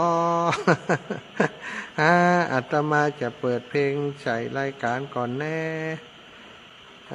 เดี๋ยวก่อนเด้อมาต้านเตียนเด้อขอก่อนมันได้ละมันเปิดเพลงแล้วใช่ไหมถ้าเปิดเพลงเขาก็โทรมาอย่างเงี้ยปิดเฉยเลยมีเพลงละเนาะ สนทนาอุจากันต่อกันแล้วกันศรัทธาอีปอยอีแม่ตั้งหลายเนาะเรื่องราวของพระพุทธองค์ก็มีหลายเรื่องหลายมิตินะใน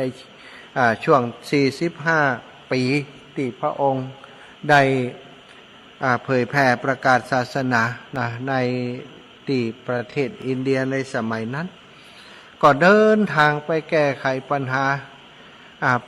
บ้านเมืองก็มีปัญหาข้าวยากมากแพงโรคระบาดต่างๆเกิดขึ้นบ่อยครั้งหลายครั้งบันทึกไว้ในพระไตรปิฎกนะพระสูตรต่างๆก็มีเรื่องราวเหล่านี้อยู่โดยเฉพาะเรื่องเกี่ยวกับพระประยุรญาตินี้ก็หลายครั้งนะที่พระองค์ทรงไปห้ามทัพเนี่ยหลายครั้งครั้งที่ว่าตะกี้เนี่ยเป็นครั้งแรกศรัทธาญาติโยมพอพระองค์ห้ามแล้วต่างคนกับต่างเชื่อฟังพระพุทธองค์ก็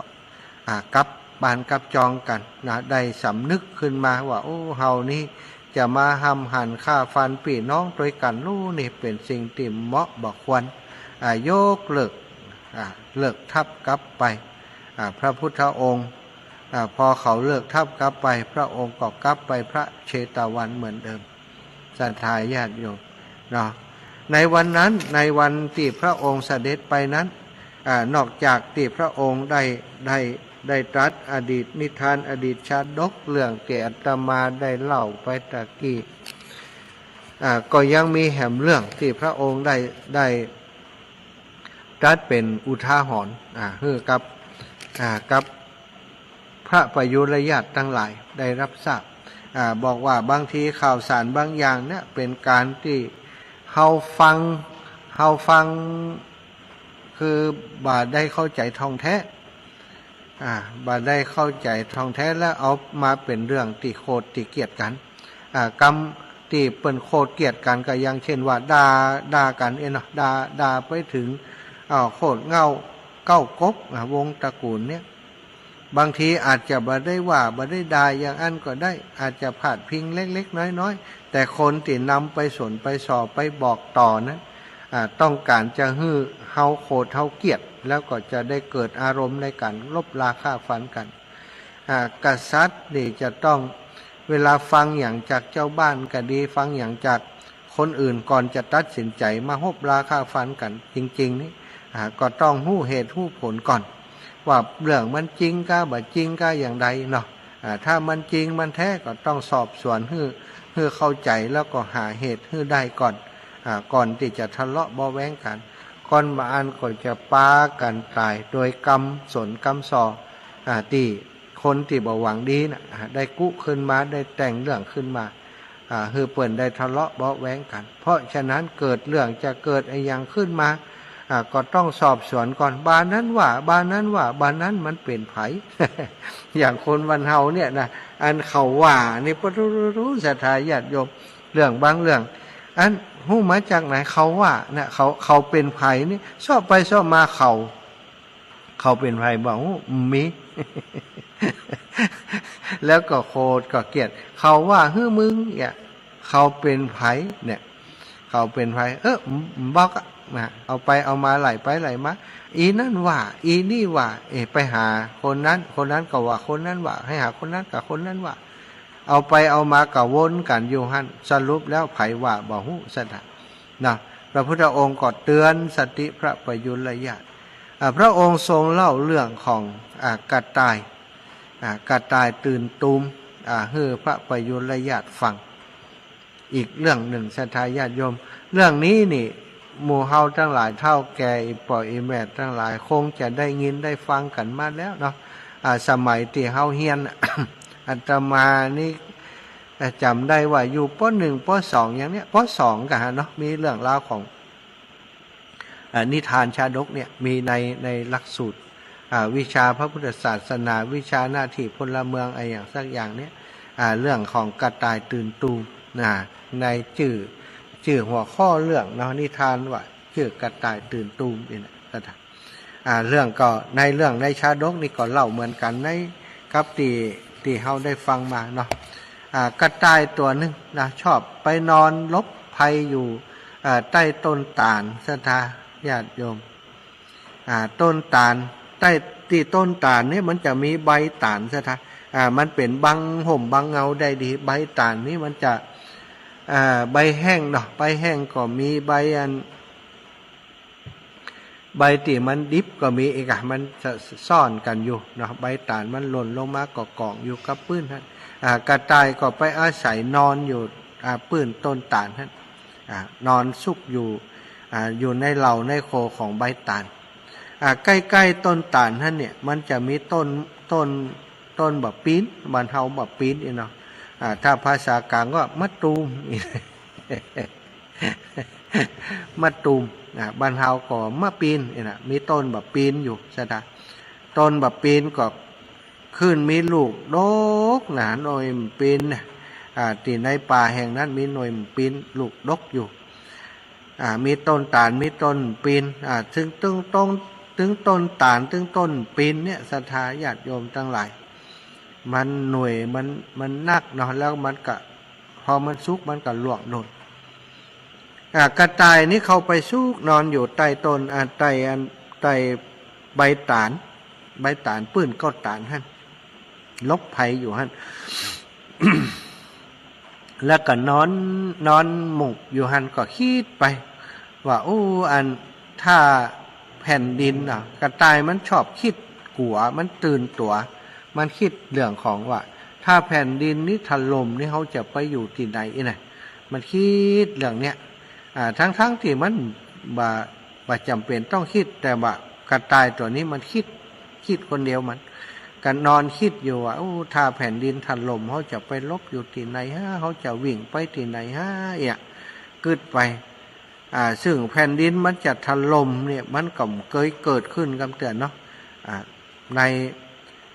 ในสมัยก่อนเนี่ยมันก็คงมีศรัทธาญาติโยมแต่บ้านเฮาในสมัยนี้ก็หันอยู่แผ่นดินถล่มแผ่นดินไหวเนี่ยก็มีอยู่กระต่ายตัวนี้คิดเรื่องแผ่นดินถล่มศรัทธาถ้าแผ่นดินถล่มเขาจะไปอยู่ที่ไหนนะทอดนอนที่นี่มันสบายดีกว่าเหมือนกันกว่าแผ่นดินถล่มเนี่ยขณะที่มันคิดอยู่เนี่ยรับตื่นคิดไปตัวเนี่ยคิดเรื่องงานแผ่นดินถล่มเนี่ยศรัทธาก็ปรากฏว่ามีหน่วยไม้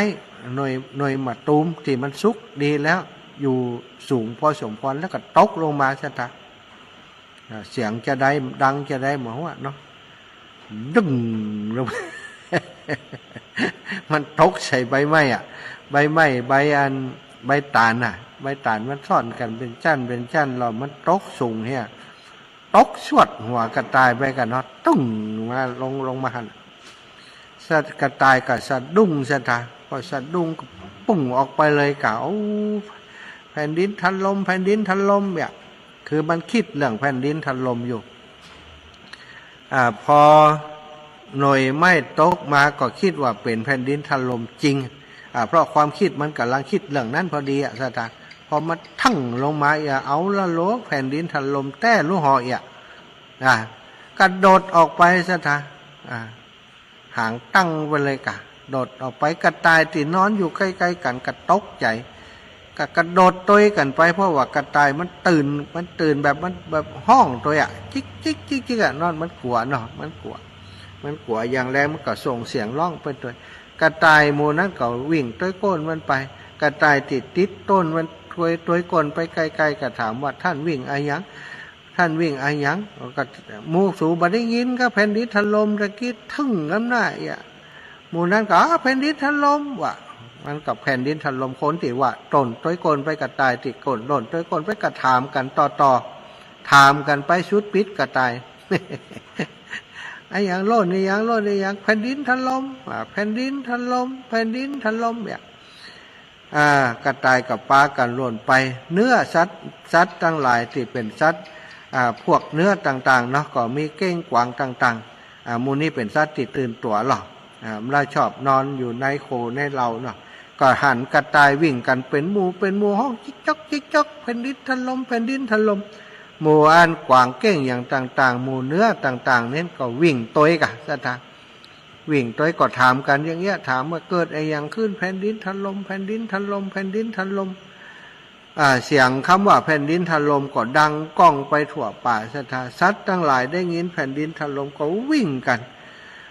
เนื้อก็วิ่งไป โคควายหมีเสือวิ่งกันไปเป็นหมู่สถา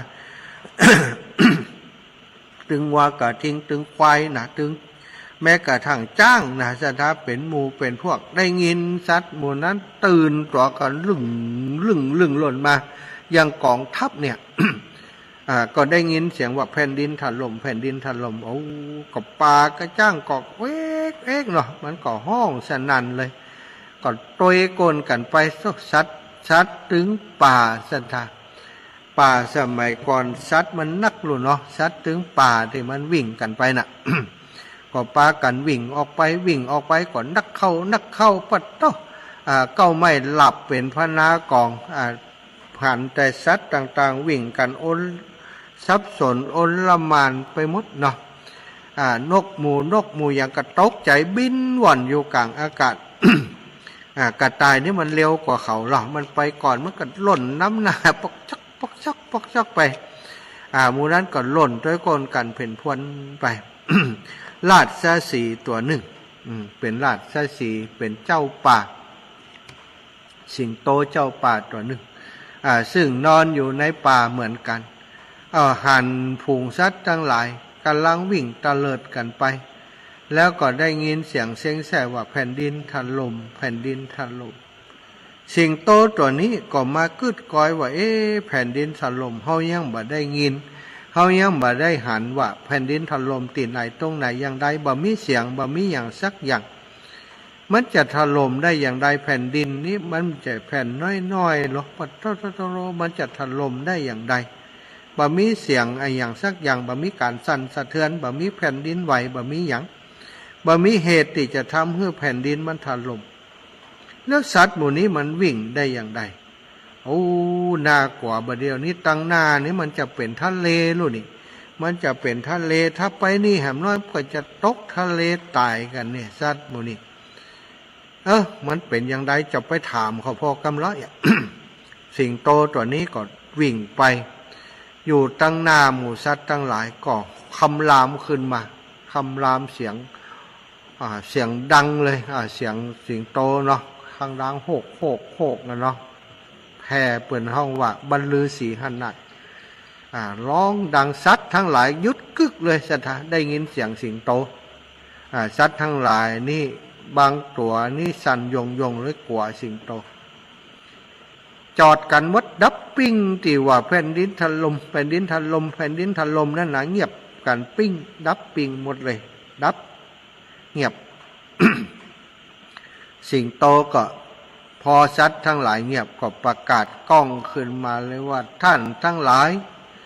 บัดเดี๋ยวนี้ท่านทั้งหลายวิ่งกันตลบพุนตลบนี่ท่านจะไปที่ไหนกันกะทำไมถึงวิ่งกันแบบนี้นะอันตรายจะเกิดขึ้นกับท่านนะตั้งหน้านี่น้อยเดียวแหมสักกิโลนี่จะลงทะเลแล้วถ้าท่านวิ่งกันอย่างอี้มีหวังจะต้องลงทะเลกันเป็นแถวแน่นอนพ่อตัวตั้งหลังก็วิ่งมาตรงนั่งหน้าไปไหนมาได้อะสตามันก็ตกทะเลเนาะมันจะเบียดกันไปน่ะสิงโตก็ถาม สิงโตก็ถามจ้างก่อนจ้างก็แผดเสียงบอกว่าโอ้แผ่นดินถล่มท่านสิงโตท่านบ่ฮู้กะแผ่นดินถล่มที่ไหนบ่ฮู้นะเขาว่า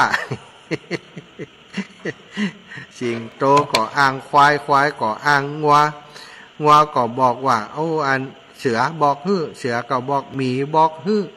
หมีก็บอกว่าแมงนั่นบอกแมงนี่บอกไหลไปจนถึงแมงกวางบอกฮื้อฟานบอกฮื้อสัทธาไปจนถึงปุ่น สุดท้ายก็ไปถึงกระต่ายหมู่นั้นก็ฟานก็บอกว่ากระต่ายบอกฮึพญาราชสีห์ก็ถามกระต่ายตัวนั้นก็บอกว่ากระต่ายตัวนั้นบอกกระต่ายตัวนั้นก็บอกตัวนั้นบอกจนไปถึงกระต่ายตัวที่มันวิ่งก่อนเปิ้นราชสีห์ก็บอกราชสีห์ก็ห้องกระต่ายตัวนั้นมาถามว่าเธอหันแผ่นดินถล่มตรงไหนที่ไหนกะเธอได้หันกับตากะกระต่ายบอกว่าบ่ได้หันกับตาข้าพเจ้าได้ยินเสียงมันเสียงมันถล่มทั้งเลยข้าพเจ้าคิดว่าข้าพเจ้ากำลังนอนคิดอยู่ว่าถ้าแผ่นดินถล่มข้าพเจ้าจะไปอยู่ที่ไหนพญาราชสีห์หูละกำนี้นะมันอย่างอีนี่โล มันคิดอย่างอีนี่โลเนี่ยมันส่งแล้วก็เธอนอนอยู่ที่ไหนฉันนอนอยู่ใต้ต้นตาลอยู่ใต้ใบตาลแถวนั้นมีต้นอะไรอย่างพ่อมีต้นตาลมีต้นมะตูมมีต้นอะไรอย่างโอ้พญาสิงโตก็มองภาพออกเลยจะเป็นลูกตาลหรือว่าจะเป็นลูกมะตูมช่วงนี้น่าจะเป็นมะตูมนะลูกตาลมันหล่นไปหมดแล้วแต่มะตูมนี้มันยังลูกมันกำลังสุกนานี้สิงโตกึดอย่างอีก ก็เลยว่าดีแล้วสัตว์ทั้งหลายทั้งหมดนี้คือท่านอยู่กับที่ก่อนถ้าบ่มีคำสั่งจากเฮาห้ามไปที่ไหนเด็ดขาดถ้าไปแม้แต่ตัวเดียวเขาจะลงโทษนี่สิงโตมันใหญ่โลชะตาสั่งเลยถ้าไผไปนี่เจ็บตัวนี่ สิงโตสั่งพอสิงโตสั่งความเรียบร้อยแล้วก็หย่อมกระต่ายขึ้นมานั่งบนหลังชะตาจับมันสิงโตก็แล่นไปโดยความเร็วเพราะสิงโตนี่เป็นสัตว์ที่มีกำลังนักวิ่งได้เร็วกระต่ายวิ่งมาเกินวันนี่สิงโตวิ่งกำเดียวก็ถึงแล้วก็ปากระต่ายขึ้นหลังก็วิ่งผมปิวเลยจะทับ ขนปิว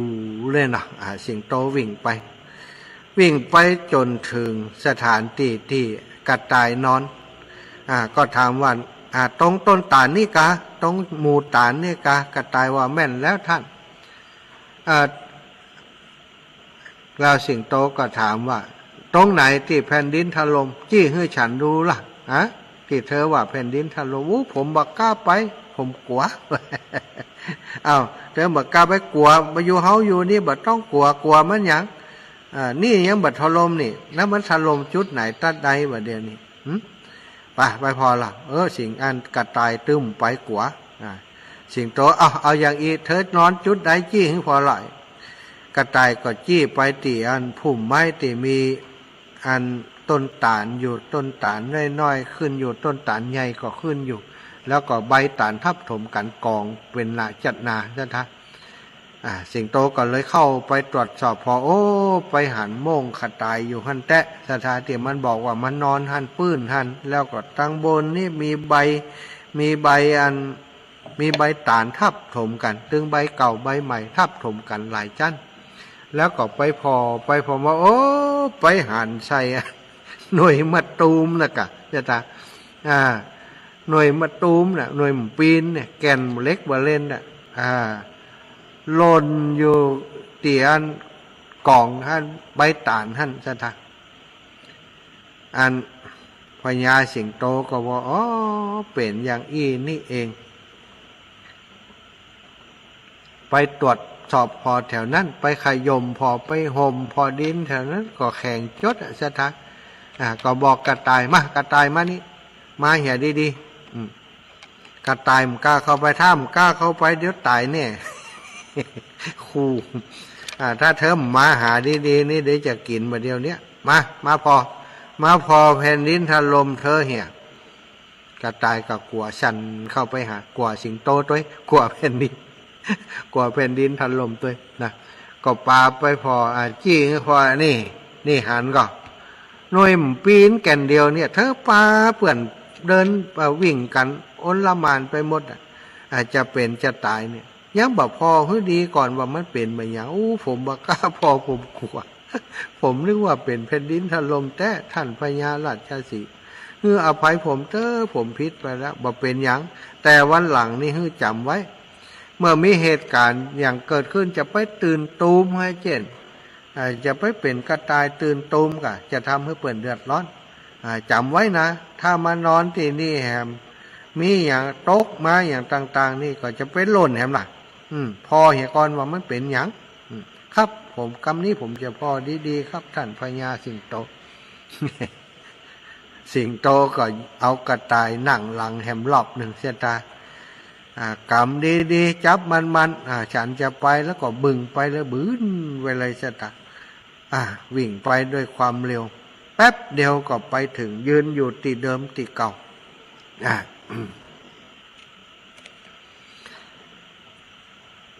พญาเนื้อพญาสัตว์ทั้งหลายบรรดาพี่น้องหมู่เฮาทั้งหลายบัดเดี๋ยวนี้เฮาได้ไปพิสูจน์แล้วจุดที่กระต่ายตัวนี้บอกว่ามีแผ่นดินถล่มนั้นที่จริงแล้วแผ่นดินตรงนั้นยังแข็งแรงยังเป็นปึกแผ่นยังบ่มีอย่างที่เป็นสาเหตุของการถล่มของดินเลยต้นตาลก็ยังยืนอยู่อย่างเก่าต้นไม้ทุกอย่างยังอยู่อย่างเก่าหมดแต่สิ่งที่เฮาหันนี้แล้วก็พิสูจน์แล้วว่าเป็นเสียงที่ดังทำให้กระต่ายเข้าใจแบบเป็นแผ่นดินถล่มก็คือเสียงหน่วยมะตูมตกลงมาใส่ใบตาลที่มันกองสุ่มอยู่ตั้งบนหัวกระต่ายนั้นกระต่ายตัวนี้มันเลยกึดว่าแผ่นดินถล่มเพราะมันกึดเรื่องแผ่นดินถล่มมันกลัวแผ่นดินถล่มอยู่แล้วพอมีเสียงอย่างน้อยมันก็เลยตกใจแม่นครับแม่นกระต่ายแม่นแล้วครับ สัตว์หมู่นั้นก็เป็นอย่างอีนิกาเฮาหิมตายเฮาโล่นมาอิดหิมตายไข่ย่ำมันแป๊บชะกำเนาะไอ้กระต่ายนี่ สิงโตก็ว่าครั้งนี้อภัยมันก่อนถ้ามันย่าแหมเตียก็เอาเต็มที่ได้ย่ำมันเลยมันตื่นตูมดีนักนี่นะ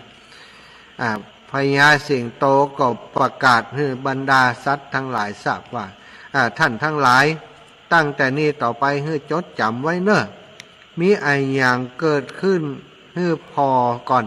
เอาสติปัญญาให้พิจารณาก่อนท่านทั้งหลายเคยหันกาแผ่นดินมันถล่มนี่เคยหันที่ไหนถ้าแผ่นดินมันถล่มเสียงมันดังครึ่งข้างกะมันต้องมีเสียงดังกะมันต้องมีสัญญาณบอกเหตุอย่างต่างๆกะอันนี้ฝนก็บ่ตกฟ้าก็บ่ฮ้องดินแห้งแกกอย่างมันจะถล่มอย่างใดสู่ต้องใจปัญญาเนื้อกรรมนี้มีอย่างเกิดขึ้นต้องใจปัญญาพิจารณาก่อนบ่อ่านก็จะมาปากันตายหมู่บ่เดียวนี้ตั้งหน้าหมู่สู่เขาแหมน้อยเดียวก็ลงทะเลแล้วนี่ถ้าเฮาบ่ได้ยิน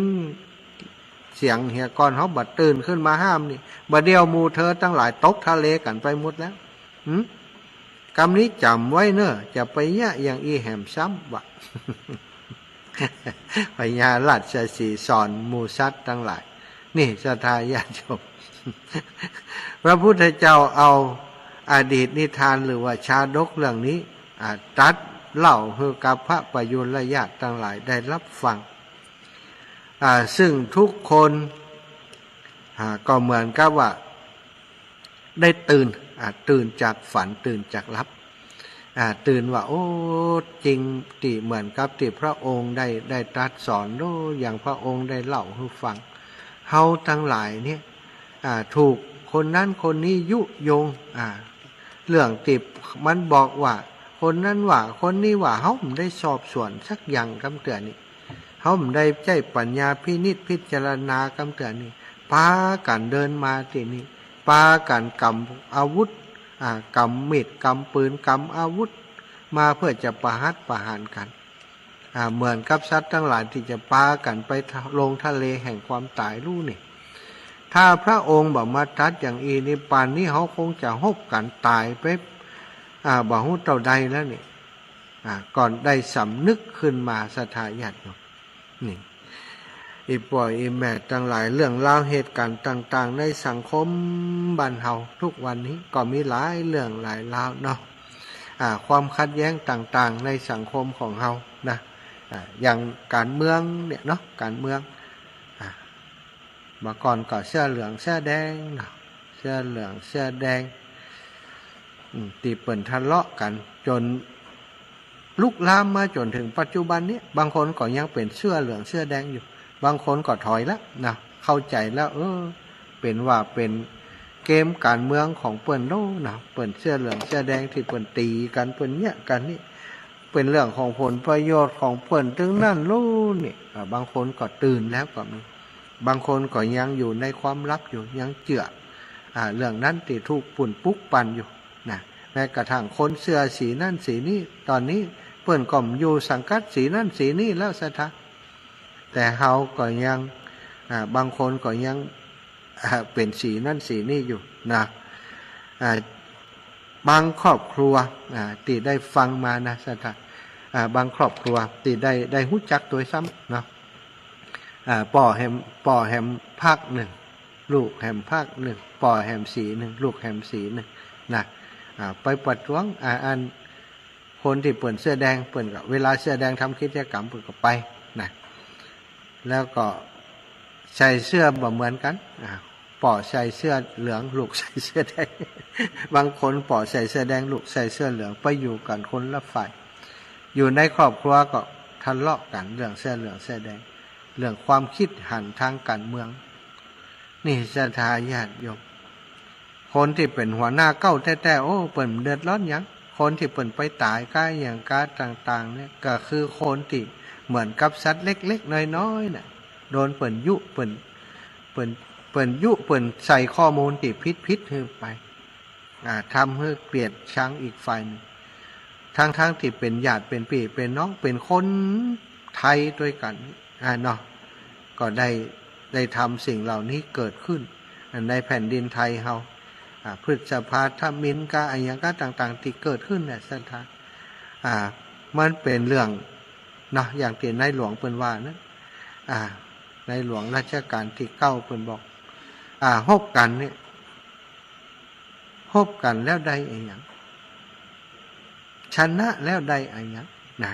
ชนะแล้วแต่ว่าเศรษฐกิจของประเทศย่อยยับไปหมดประชาชนคนดีตายไปบ่ฮู้เท่าใดนิสิตนักศึกษานักเรียนนักศึกษาตายไปบ่ฮู้เท่าใดอันนี้คือชัยชนะกาวะในหลวงนะถ้าศรัทธาจำได้ก็คงจะจำภาพที่ในหลวงฮ้องคู่คัดแย้งทั้งสองฝ่ายเข้าเฝ้าแล้วก็พระองค์ตรัสคำนี้ตรัสโดยความเจ็บปวดพระทัยของพระองค์ที่ทนหันประชาชนถูกฆ่าจากพี่จากน้องของตัวเองนั่นแหละที่ฆ่ากันนะอันนี้ก็เป็นอุทาหรณ์อย่างหนึ่งนะศรัทธาบางครั้งบางทีข้อมูลบางอย่างที่เฮาฟังนี่ถ้าเฮาฟักใฝ่อยู่กับคนใดคนหนึ่งนะเพียงคนเดียวบ่ฟังเปิ้นเรียกว่าบ่ดูเหรียญหลายๆด้านดูแต่ด้านเดียวเชื่อแต่ข้อมูลฝั่งเดียวเขาก็จะมาเป็นกลางถ้าเขาเชื่อข้อมูลฝั่งเดียวเขาก็จะขาดความเป็นกลางไปสุดท้ายก็เป็นต้องเป็นหมู่ของคนที่เขาเชื่อนะเขาเชื่อเปิ่นอย่างอันเขาเป็นหมู่ของเปิ่นฉะนั้นเขาเป็นชาวพุทธเป็นพุทธบริษัททั้งหลายทุกเรื่องทุกราวจะต้องเป็นผู้ที่ใจปัญญาพินิจพิจารณาทุกขั้นตอนนะปัญญาหรือว่าทิฏฐิสัมมาทิฏฐิคือสิ่งที่สำคัญถ้าเขาบ่ใจปัญญาพินิจพิจารณาก็มีโอกาสที่จะถูกคนที่เปิ่นฉลาดแกมโกงนี่ยกโยงปุ๊กปั่นทำให้สูญเสียความเป็นตัวของตัวเองไปศรัทธาญาติโยมบางคนนี่ทำความผิดพลาดเพราะโดนคนนั้นยุโดนคนนั้นแย่แม้กระทั่งอย่างที่ว่าตะเกียอันนั้นเหมือนว่าฮื้อมึงนะเอาไปเอามาคนที่กล่าวถึงเนี่ยเปิ่นอาจจะบ่ได้เนี่ยบ่ได้ว่าอย่างซากอย่างเขาก็จังเปิ่นไปเห็นแล้วเขาก็โคตรไปเห็นแล้วเนาะอันนี้ก็จำเป็นต้องมีเหตุมีผลต่างๆคนเขาถ้าเป็นไปได้ก็ต้องสอบถามต้องไต่ถามว่าแต่กา อันตัวว่ายังอีกาได้ยินเขาว่ามานะนี่ก็บ่ปักใจเชื่อนะแต่ว่าได้ยินว่าอย่างอันมาโอ้ถ้าว่าอย่างอีแต่ก็อยากจะให้ทำความเข้าใจใหม่เนอะเฮาเองก็จะได้ว่าอย่างให้ตัวนะไอ้นะเรื่องความจริงเรื่องนี้มันเป็นอย่างอีอย่างอธิบายกันให้ฟังอย่างอีกก็จะได้เข้าใจกันเนาะศรัทธาญาติโยมจะไปหูเบา หูนักเข้าไว้ภัยจะว่าอย่างนี้อาตมานี้เป็นคนที่เวลามีคนมาฟ้องอีน่ะมีคนมาอู้ให้ฟังอาจารย์ฮู้ก็อันนั้นเขาว่าให้อาจารย์อย่างอี้นะอีน่ะเขาก็บอกว่าอู้ขอบคุณเนี่ยแต่ขอให้ยุดหมออันขอให้ยุดหมออันนั่นนี่เป็นไฟหัวนะแต่ว่ามันต้องบอกจื่อเนอะบางเทื่ออาจจะเป็นคนที่เฮาฮักเขาอยู่คนที่สนิทชิดเชื่อกันอยู่ห้อมอยากจะฟังเรื่องโมนี้นะถึงจะเป็นเรื่องที่เขาว่าจริงก่อนแล้วแต่เฮาฟังเนอะบัดต้องบอกเขาเป็นคนที่ทำใจไม่ค่อยได้นะถ้าเฮาฟังเรื่องนี้เดี๋ยวเขาจะทุกข์ใจบัดต้องให้เฮาทุกข์ใจเนอะเฮาอยากฟัง เขาจะใจแบบเนี้ยสถานแล้วก็เป็นคนอย่างอันแต่นะบ่อยากฟังคือฟังแล้วมันจะเสียความรู้สึกมันจะทุกข์ใจ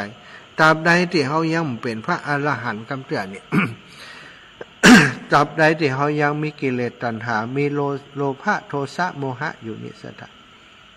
มันก็ธรรมดานะถ้าเปิ่นเล่าให้ฟังเปิ่นว่าอย่างอันอย่างอี้นี่ริมดีจะโคตรจะเกลียดกันแล้วบางครั้งนี่คนที่เขากล่าวถึงจะว่าลืมว่ามั่วบางทีคนที่มาบอกให้เขาเนี่ยเป็นคนที่อย่างบ้านเขาเป็นว่านกสองหัวเนาะนกสองหัวคือต้องการจะทำลายถึงสองฝ่ายพยายามจะเสี่ยมเข่าควายให้โจรกันเนี่ยอย่างอี้ก็มีนักนะสตาคนที่หวังดีแต่ถ้าสมมุติเขาหวังดีต่อคนนั้นคนนี้จะเล่าให้ว่าคนนั้นอย่างใดก็จ้างท่านสตาบ่ต้องไปบอกเขาหรอกไปบอกเขานี่ถ้าวันหนึ่งเนี่ยเปิ่นดีกันมาพบเขาจะเป็นหมาหัวเน่านะสตาจะไปบอกเรื่องโน้นเรื่องนี้มาพบดิ้มดีนี่พยานคนที่บอกนั้นจะโดนคดีมาเดียวนี้เขาอัดเทปหรอกเขาบันทึกเสียงได้หรอกถ้าเขาเล่าอย่างอี้ดิ้มดีเปิ่นบันทึกไว้มึงว่าอย่างอี้แต่กากุ้มได้ว่าลงนี่เปิดให้ฟังนี่เอาเปิ่นได้ว่าแต่เอามาละมาสอบมาสอนกุ้มจะได้ว่าอย่างว่าอย่างอี้นี่ล้อหลักฐานเนี่ยเอาโดนฟ้องถึง2 ฐานอันนี้ก็มีปัญหามานักแล้วเนาะศรัทธาอิปออิแมตทั้งหลายวันนี้ก็อู้จากันประมาณนี้บ่เนาะขอดูเวลาชักกรรมก่อนเนอะเวลาเต่าฮือเต่าเฮโอ้21:39 นาทีอยู่เนาะก็ขออนุญาตประชาสัมพันธ์ข่าวสารงานของครูบาอาจารย์กำเนิดศรัทธาญาติโยมงานที่เราจะไปตันเตียนไปตันเตียนในวันที่23เนาะ23 24 25ที่จังหวัดนครพนมตอนนี้ที่ท่านอาจารย์เป็นประกาศแจ้งให้ทราบทุกวันนี้ก็คือเรื่องราวของตอนนี้จะสั่งเสื้อทีมที่จะไปแอวที่แรกอาจารย์บอกว่าท่านอาจารย์บอกว่าจะเป็นไซส์เดียวมันจะได้สบายสะดวกดีถ้าหลายไซส์มันยุ่งกับผลผลิตอีกนะแต่เอาไปเอามาคนที่จะเดินทางไปด้วยกันก็บอกอาจารย์บางคนเปิ่นตัวน้อยเดียวนะบางคนตัวน้อยเดียวถ้าเอาไซส์อันพรีไซส์อย่างเดียวนี้มันจะกลายเป็นว่าเปิ้นใส่บ่ได้อาจารย์มันจะตัวใหญ่มันคนตัวน้อยไปใส่ตัวใหญ่แล้วก็คนที่ตัวใหญ่ๆแต่เนี่ยถ้าขนาดพรีไซส์บางแต่เปิ้นอาจจะใส่บ่ได้มีควรจะเป็นไซส์ตามมาตรฐานบ่แล้วก็ถ้าจำนวนต่อใดนี่เขาก็จะสั่งผลิตตามนั้นบ่ได้กาเองสุดท้ายท่านอาจารย์ก็อนุโลมตามที่ศรัทธาที่เปิ้นปรึกษาคือข้อมูลมาเนาะตอนนี้ก็เลยเป็นไซส์อยู่3ไซส์นะศรัทธาญาติโยมไซส์ L ไซส์ M ไซส์ S ที่ท่านอาจารย์เปิ้นได้คือศรัทธาญาติโยมทั้งหลายเนี่ยสามารถสั่งได้ตามไซส์ที่ตัวเองใส่อยู่เนาะ ถ้ารู้สึกว่าบักก่อนใส่ไซส์ M แต่บัดเดียวนี้มันอ้วนมาแล้วนะ มันสมบูรณ์กว่าเดิมก็ใช้ไซส์ L ไปเลยก็ได้สถา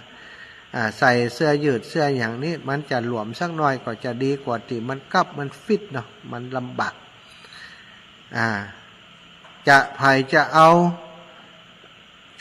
กี่ผืนอย่างใดนั้นก็ขอให้แจ้งกับหัวหน้าทีมเนอะแจ้งกับหัวหน้าทีมของเฮาอย่างตังเชียงใหม่ลำปูนนี้ก็สามารถแจ้งที่ท่านอาจารย์พระครูอภิวัฒนวิกรมได้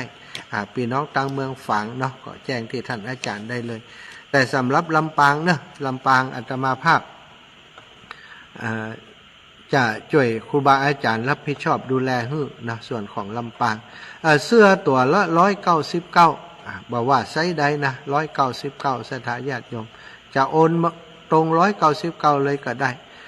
ถ้าสำหรับลำปางนี้อาตมาจะเป็นธุระศรัทธาจะโอนมาวันใดก็ได้ก็แล้วแต่เนอะแต่สำหรับอาตมานี้ถ้าได้จำนวนเสื้อที่ศรัทธาญาติโยมตังลำปางของเขาตอนนี้ลำปางเขามีอยู่7กันรถตู้เนอะลำปางเขามี7กันก็ถ้ากันละ10คนก็70คนเนาะศรัทธา70คนก็คูณ200เข้าไปถ้าเปิ่นเอาหมดนะแต่คงบ่เอาหมดน่าจะประมาณสัก50คนเนี่ยที่เอาอย่างใดก็ใน50คนที่เอาก็แจ้งให้อาตมาทราบก่อนวันที่1เนอะ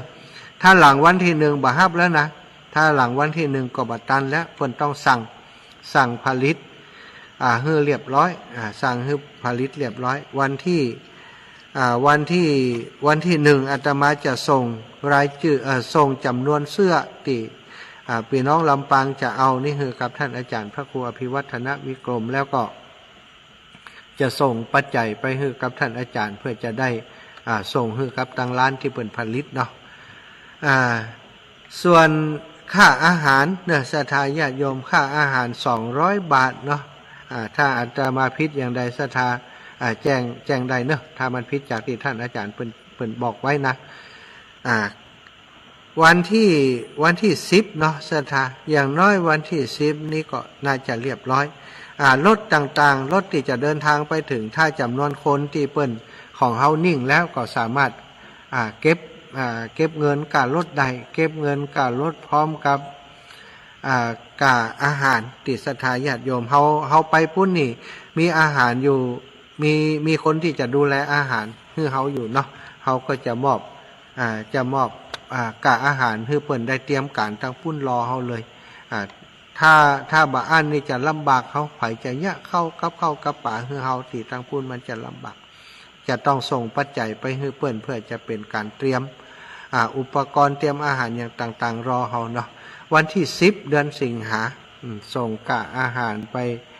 ท่านอาจารย์จะเป็นผู้รวบรวมอาตมาภาพก็จะรวบรวมลำปางเหมือนเดิมรวบรวมของพี่น้องลำปางแล้วก็จะส่งไปให้ท่านอาจารย์ตามจำนวนคนที่เฮาเดินทางไปด้วยกันนะศรัทธาญาติโยมที่จะไปด้วยกันจะเป็นคณะใหญ่คณะน้อยเนาะเฮาไปด้วยกันก็ขอให้มันเป็นน้ำหนึ่งใจเดียวกันช่วยเหลือกันเฮาไปที่พุ่นเฮาไปเพื่อแสวงบุญไปทำบุญเนาะกะอาหารการกินเป็นไปได้ก็กินด้วยกันอยู่ด้วยกันตีรับตีนอนแต่ว่าถ้าไผบ่สะดวกอีแม่มันยังว่านักกะอาจารย์อีนะมันนอนกับหมู่มันบ่รับอีนะบางคนเขาขน บางเตืออีแม่ขนใช่เขาบางเตือเขาขนใช่อีแม่มันจะบ่รับขอไปนอนคนเดียวได้ก็ขอไปนอนกับคณะนั่นนี่ได้ก็แล้วแต่จะจัดการดำเนินการแต่ถ้าเป็นไปได้ก็บ่อยากจะให้เป็นภาระเพิ่มเติมมาเนาะแต่อย่างว่านะคนเฮาบ่เหมือนกันบางคนเปิ้นต้องการความสะดวกสบายก็แล้วแต่อัธยาศัยแต่การกินการอย่างต่างๆก็ขอให้เป็นไปได้ก็กินด้วยกันอยู่ด้วยกันเนาะกินพักที่ไหนก็ได้แล้วก็กลับมากินข้าวด้วยกันตอนเช้าวันที่เฮาจะตานเตียนวันที่24จะใส่เสื้อเหมือนกันหมดศรัทธาถ้าศรัทธาบ่ได้สั่งเสื้อยืดก็เตรียมเสื้อยืดสีขาวไปเหีย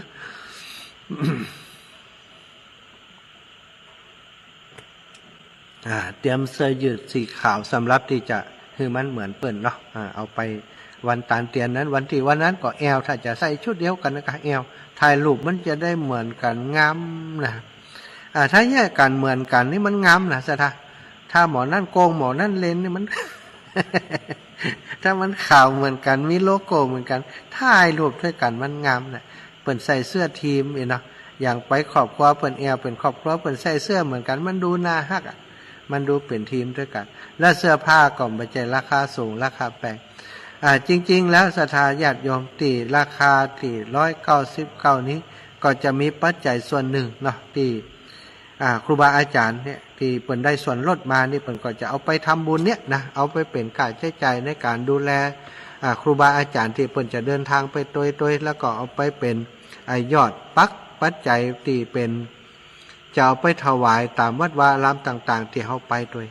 นี่ก็แจ้งให้ศรัทธาญาติโยมทราบแล้วก็ไผที่บ่ได้ไปอีแม่ก็ใครได้เสื้อได้ก็ได้แต่ว่าต้องแจ้งมาก่อนเหมือนกันถ้าหลังจากนี้ก็ไม่รับผิดชอบเหมือนกันเนาะถ้าแจ้งมาก่อนวันที่1อาตมาจะรับผิดชอบจัดการให้จดชื่อเสียงเรียงนามของศรัทธาญาติโยมให้วันพรุ่งนี้จะเปิดโทรศัพท์วันค่ำนะ ไผโทรมาก็จะได้จดชื่อเสียงเรียงนามให้เนาะถ้าโทรในรายการมันตันก็วันพุธก็โทรหาอาตมาแล้วก็จะได้แจ้งให้กับครูบาอาจารย์เปิ่นได้รับทราบในวันที่1วันนี้วันที่30พรุ่งนี้31แห่มวันเดียววันที่1ก็คือจบแล้วเนาะสตาถ้าวันที่3ที่4ก็ต้องโทรมาแล้วไปบ่ได้ก็แล้วไปนะจะไปโคดจะไปเกียรติบรุนบ่ได้นะอีแม่จ้าวันเดียวมันนะโหก็เพิ่นสั่งไปแล้วอ่ะ วันเดียวก็ได้กันเนาะ นัดหมายจะแจ้งยอดคือทางร้านแจ้งไซส์แจ้งยอดทางร้านวันที่1วันที่น่าจะเป็นวันที่2ที่ทางอาจารย์จะแจ้งทางร้านแต่วันที่1จะต้องรวบรวมของศรัทธาให้ได้เรียบร้อยหมดก่อนอันนี้ก็แจ้งให้ศรัทธาญาติโยมได้รับทราบเนอะ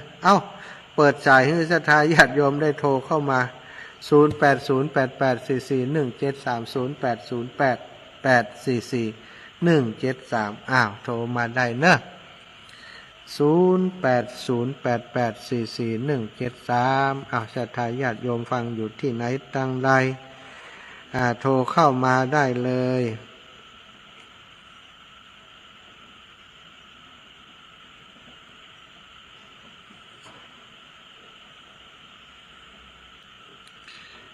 โทรเข้ามาได้เลยเนอะศรัทธา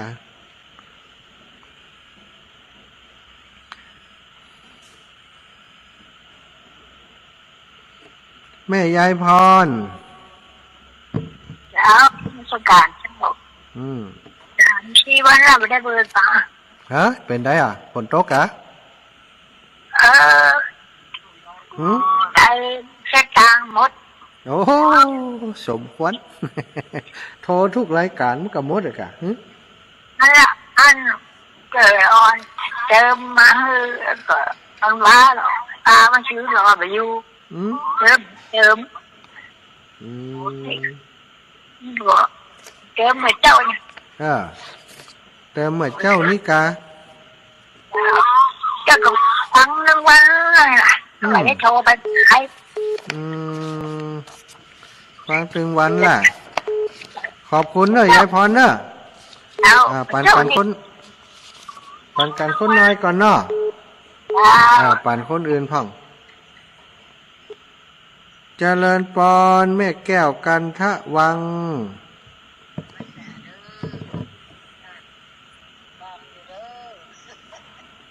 โทรศัพท์ดีโทรศัพท์ดีเลย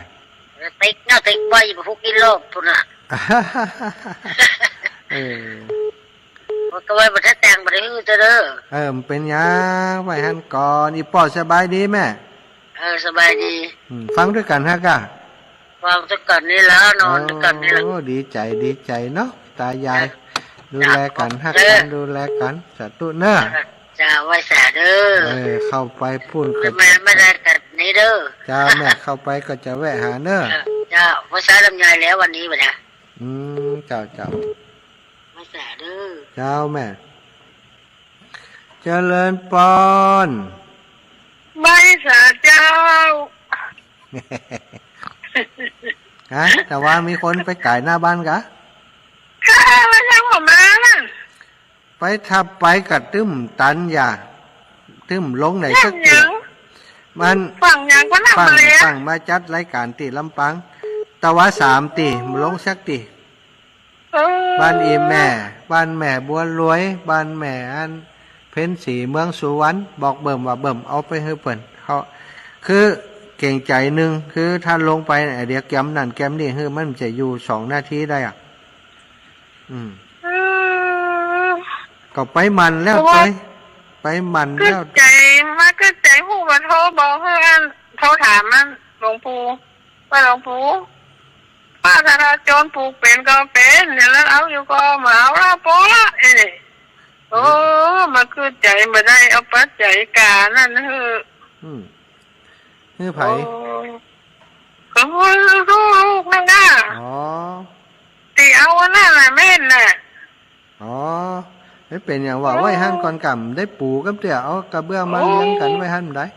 ก็ได้ว่าปูก็จะเลี้ยวมันก็แล้วแต่เพราะว่าบัดเดี๋ยวนี้ต้องอันอย่างก็แม่ต้องฉาบมันผนังเรียบร้อยก่อนแต่นี่ก่อนนอนรับอ่ะงั้นนอนเพิ่มรับยังเขาบอกกลมบ้องน้ำกลมบ้องเขาบอกเกินหายเขาโทรแล้วรถอีแหม่มฮับตอนเจ้ายังพอโทรตอนเจ้าก่อนจะไปเมืองฝางนะก่อนจะไปมีอันนั้นโทรอันเรารับปิดจะแซวเรื่องอันหันปิดรับเลยปิดมันเจ้าแล้วนะปิดมันคืนนะถ้ารับดันจะรับมันปิดโทรศัพท์เลย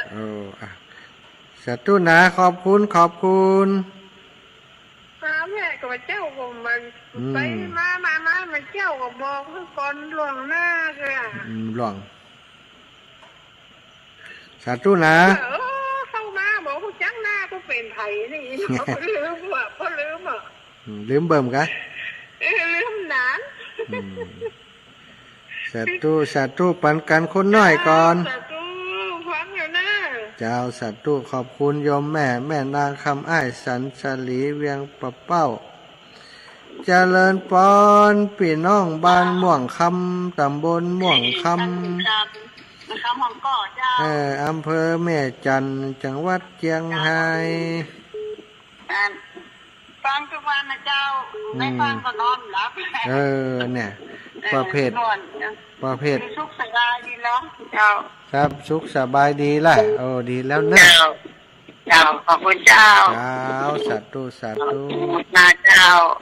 ขอบคุณหลายๆเหมือนกันเนอะแม่เนอะเจริญปอนแม่นวลยอดคำปานเจ้าไว้สาเจ้าฝนตกกับเจ้าพุ่นตกอยู่อย่างอันอยู่บ่อนักเท่าได้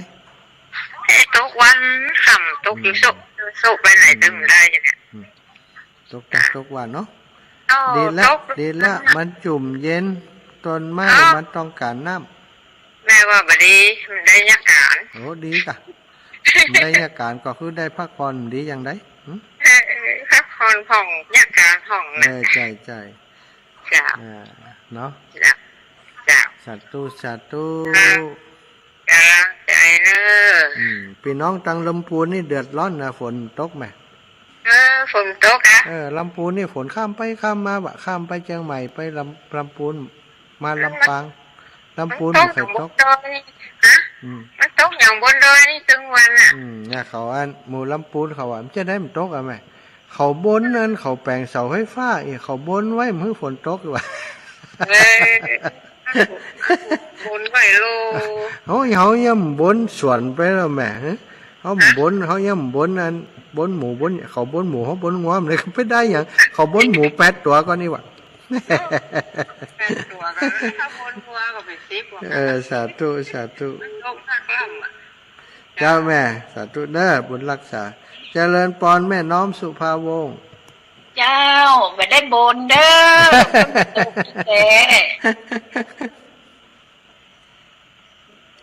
ฝนตกเหรอได้บนฝนตกแหละไม่ได้บ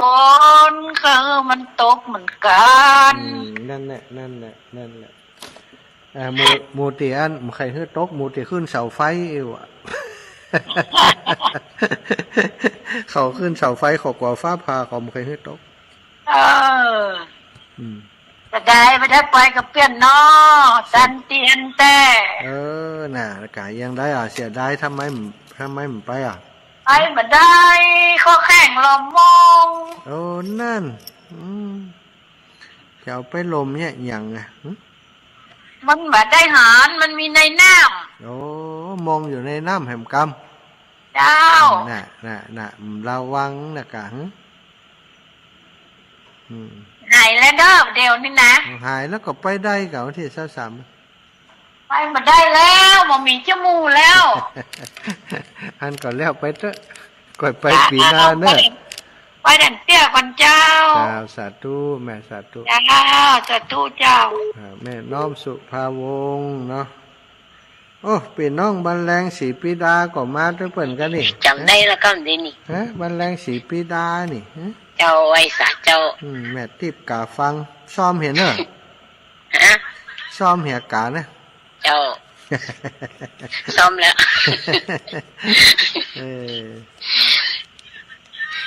ให้ไปตัวได้เนาะไปมันได้มีวาสนาเท่าอู้ตั้งผลเลยยังไปทำนี้เปลือกก็ไปอยู่มีอย่างใดแม่ติดมีตังไผจะมีเนี่ยบ้านแดงเนี่ยตัวมันเป็นอย่างเดียวไปใกล้ๆนี่ก่อนแม่เดี๋ยวจะป้าไปแอวอันเนี่ยก็เนี่ยอันพระธาตุเข้าจอมเข้าธาตุเข้าจอมเชียงรายนี่ถ้ามีบุญก็ได้ไปอยู่ไปวันเดียวไปกลับกันไปเจ้าน้อยไหวพระธาตุได้เข้าจอมแล้วก็ปิกเนาะเจ้าถ้ามีบุญก็ได้ไปอยู่เจ้านี่ก็จะมีว่ะถ้ามีบุญวาสนาก็ต้องได้ไปเจ้าสาธุเนอะเจ้าสาธุเจ้าบุญรักษาพอเวลาเวลาหมดเวลาแล้วเนอะขอนำรายการจากลาศรัทธาไปโดยเวลาเพียงเท่านี้ขอความสุขสวัสดีจงเกิดมีแก่ศรัทธาสาธุชนคนดีทุกท่านทุกคนเนอะอายุวันโนสุขังพระลังนิพพานังปรมังสุขัง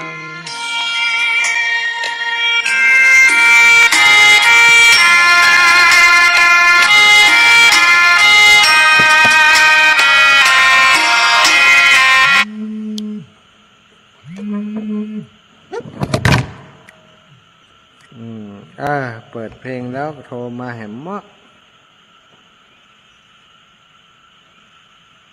เจริญพรอีแม่เอาท่านแม่เขาแบบเอาได้ก็เสื้อได้กะไปเป็นอย่างวะอาจารย์ถามไปก็มาเอาว่าท่านเจ้าได้อย่างนี้ไปก่อนว่าไปเลยมาเกี่ยวกับเสื้อลูกเอาก่อมเอาเป็นยางปุ่นหันปุ่นชัยปุ่นใครได้เวลาหันเขาใช้ปุ่นหนอหนอนะเขาไม่ได้ไปจะเปิดเลิ้งอีวะเขาเมาเจาก่อนได้โกยลูกไม่เป็นอย่างเนอะดีละจะบอกให้ท่านไปก่อนนอกจัดตู้แม่ได้บอกเปิดดีกะแล้วก็เก็บสถานการอาหารกับเจ้าท่านการอาหารกับรวมด้วยเปิดให้กันไหมได้ไปเจ้ารวมยังไงรวมมีการลดอะค่ะแม่เก็บการลดจะเหรอปันเจ็ดละเอาเป็นการอาหารเหี่ย200อ่ะกะเป็น1,500เนาะใช่แล้วใจได้บอกคนขับรถใจ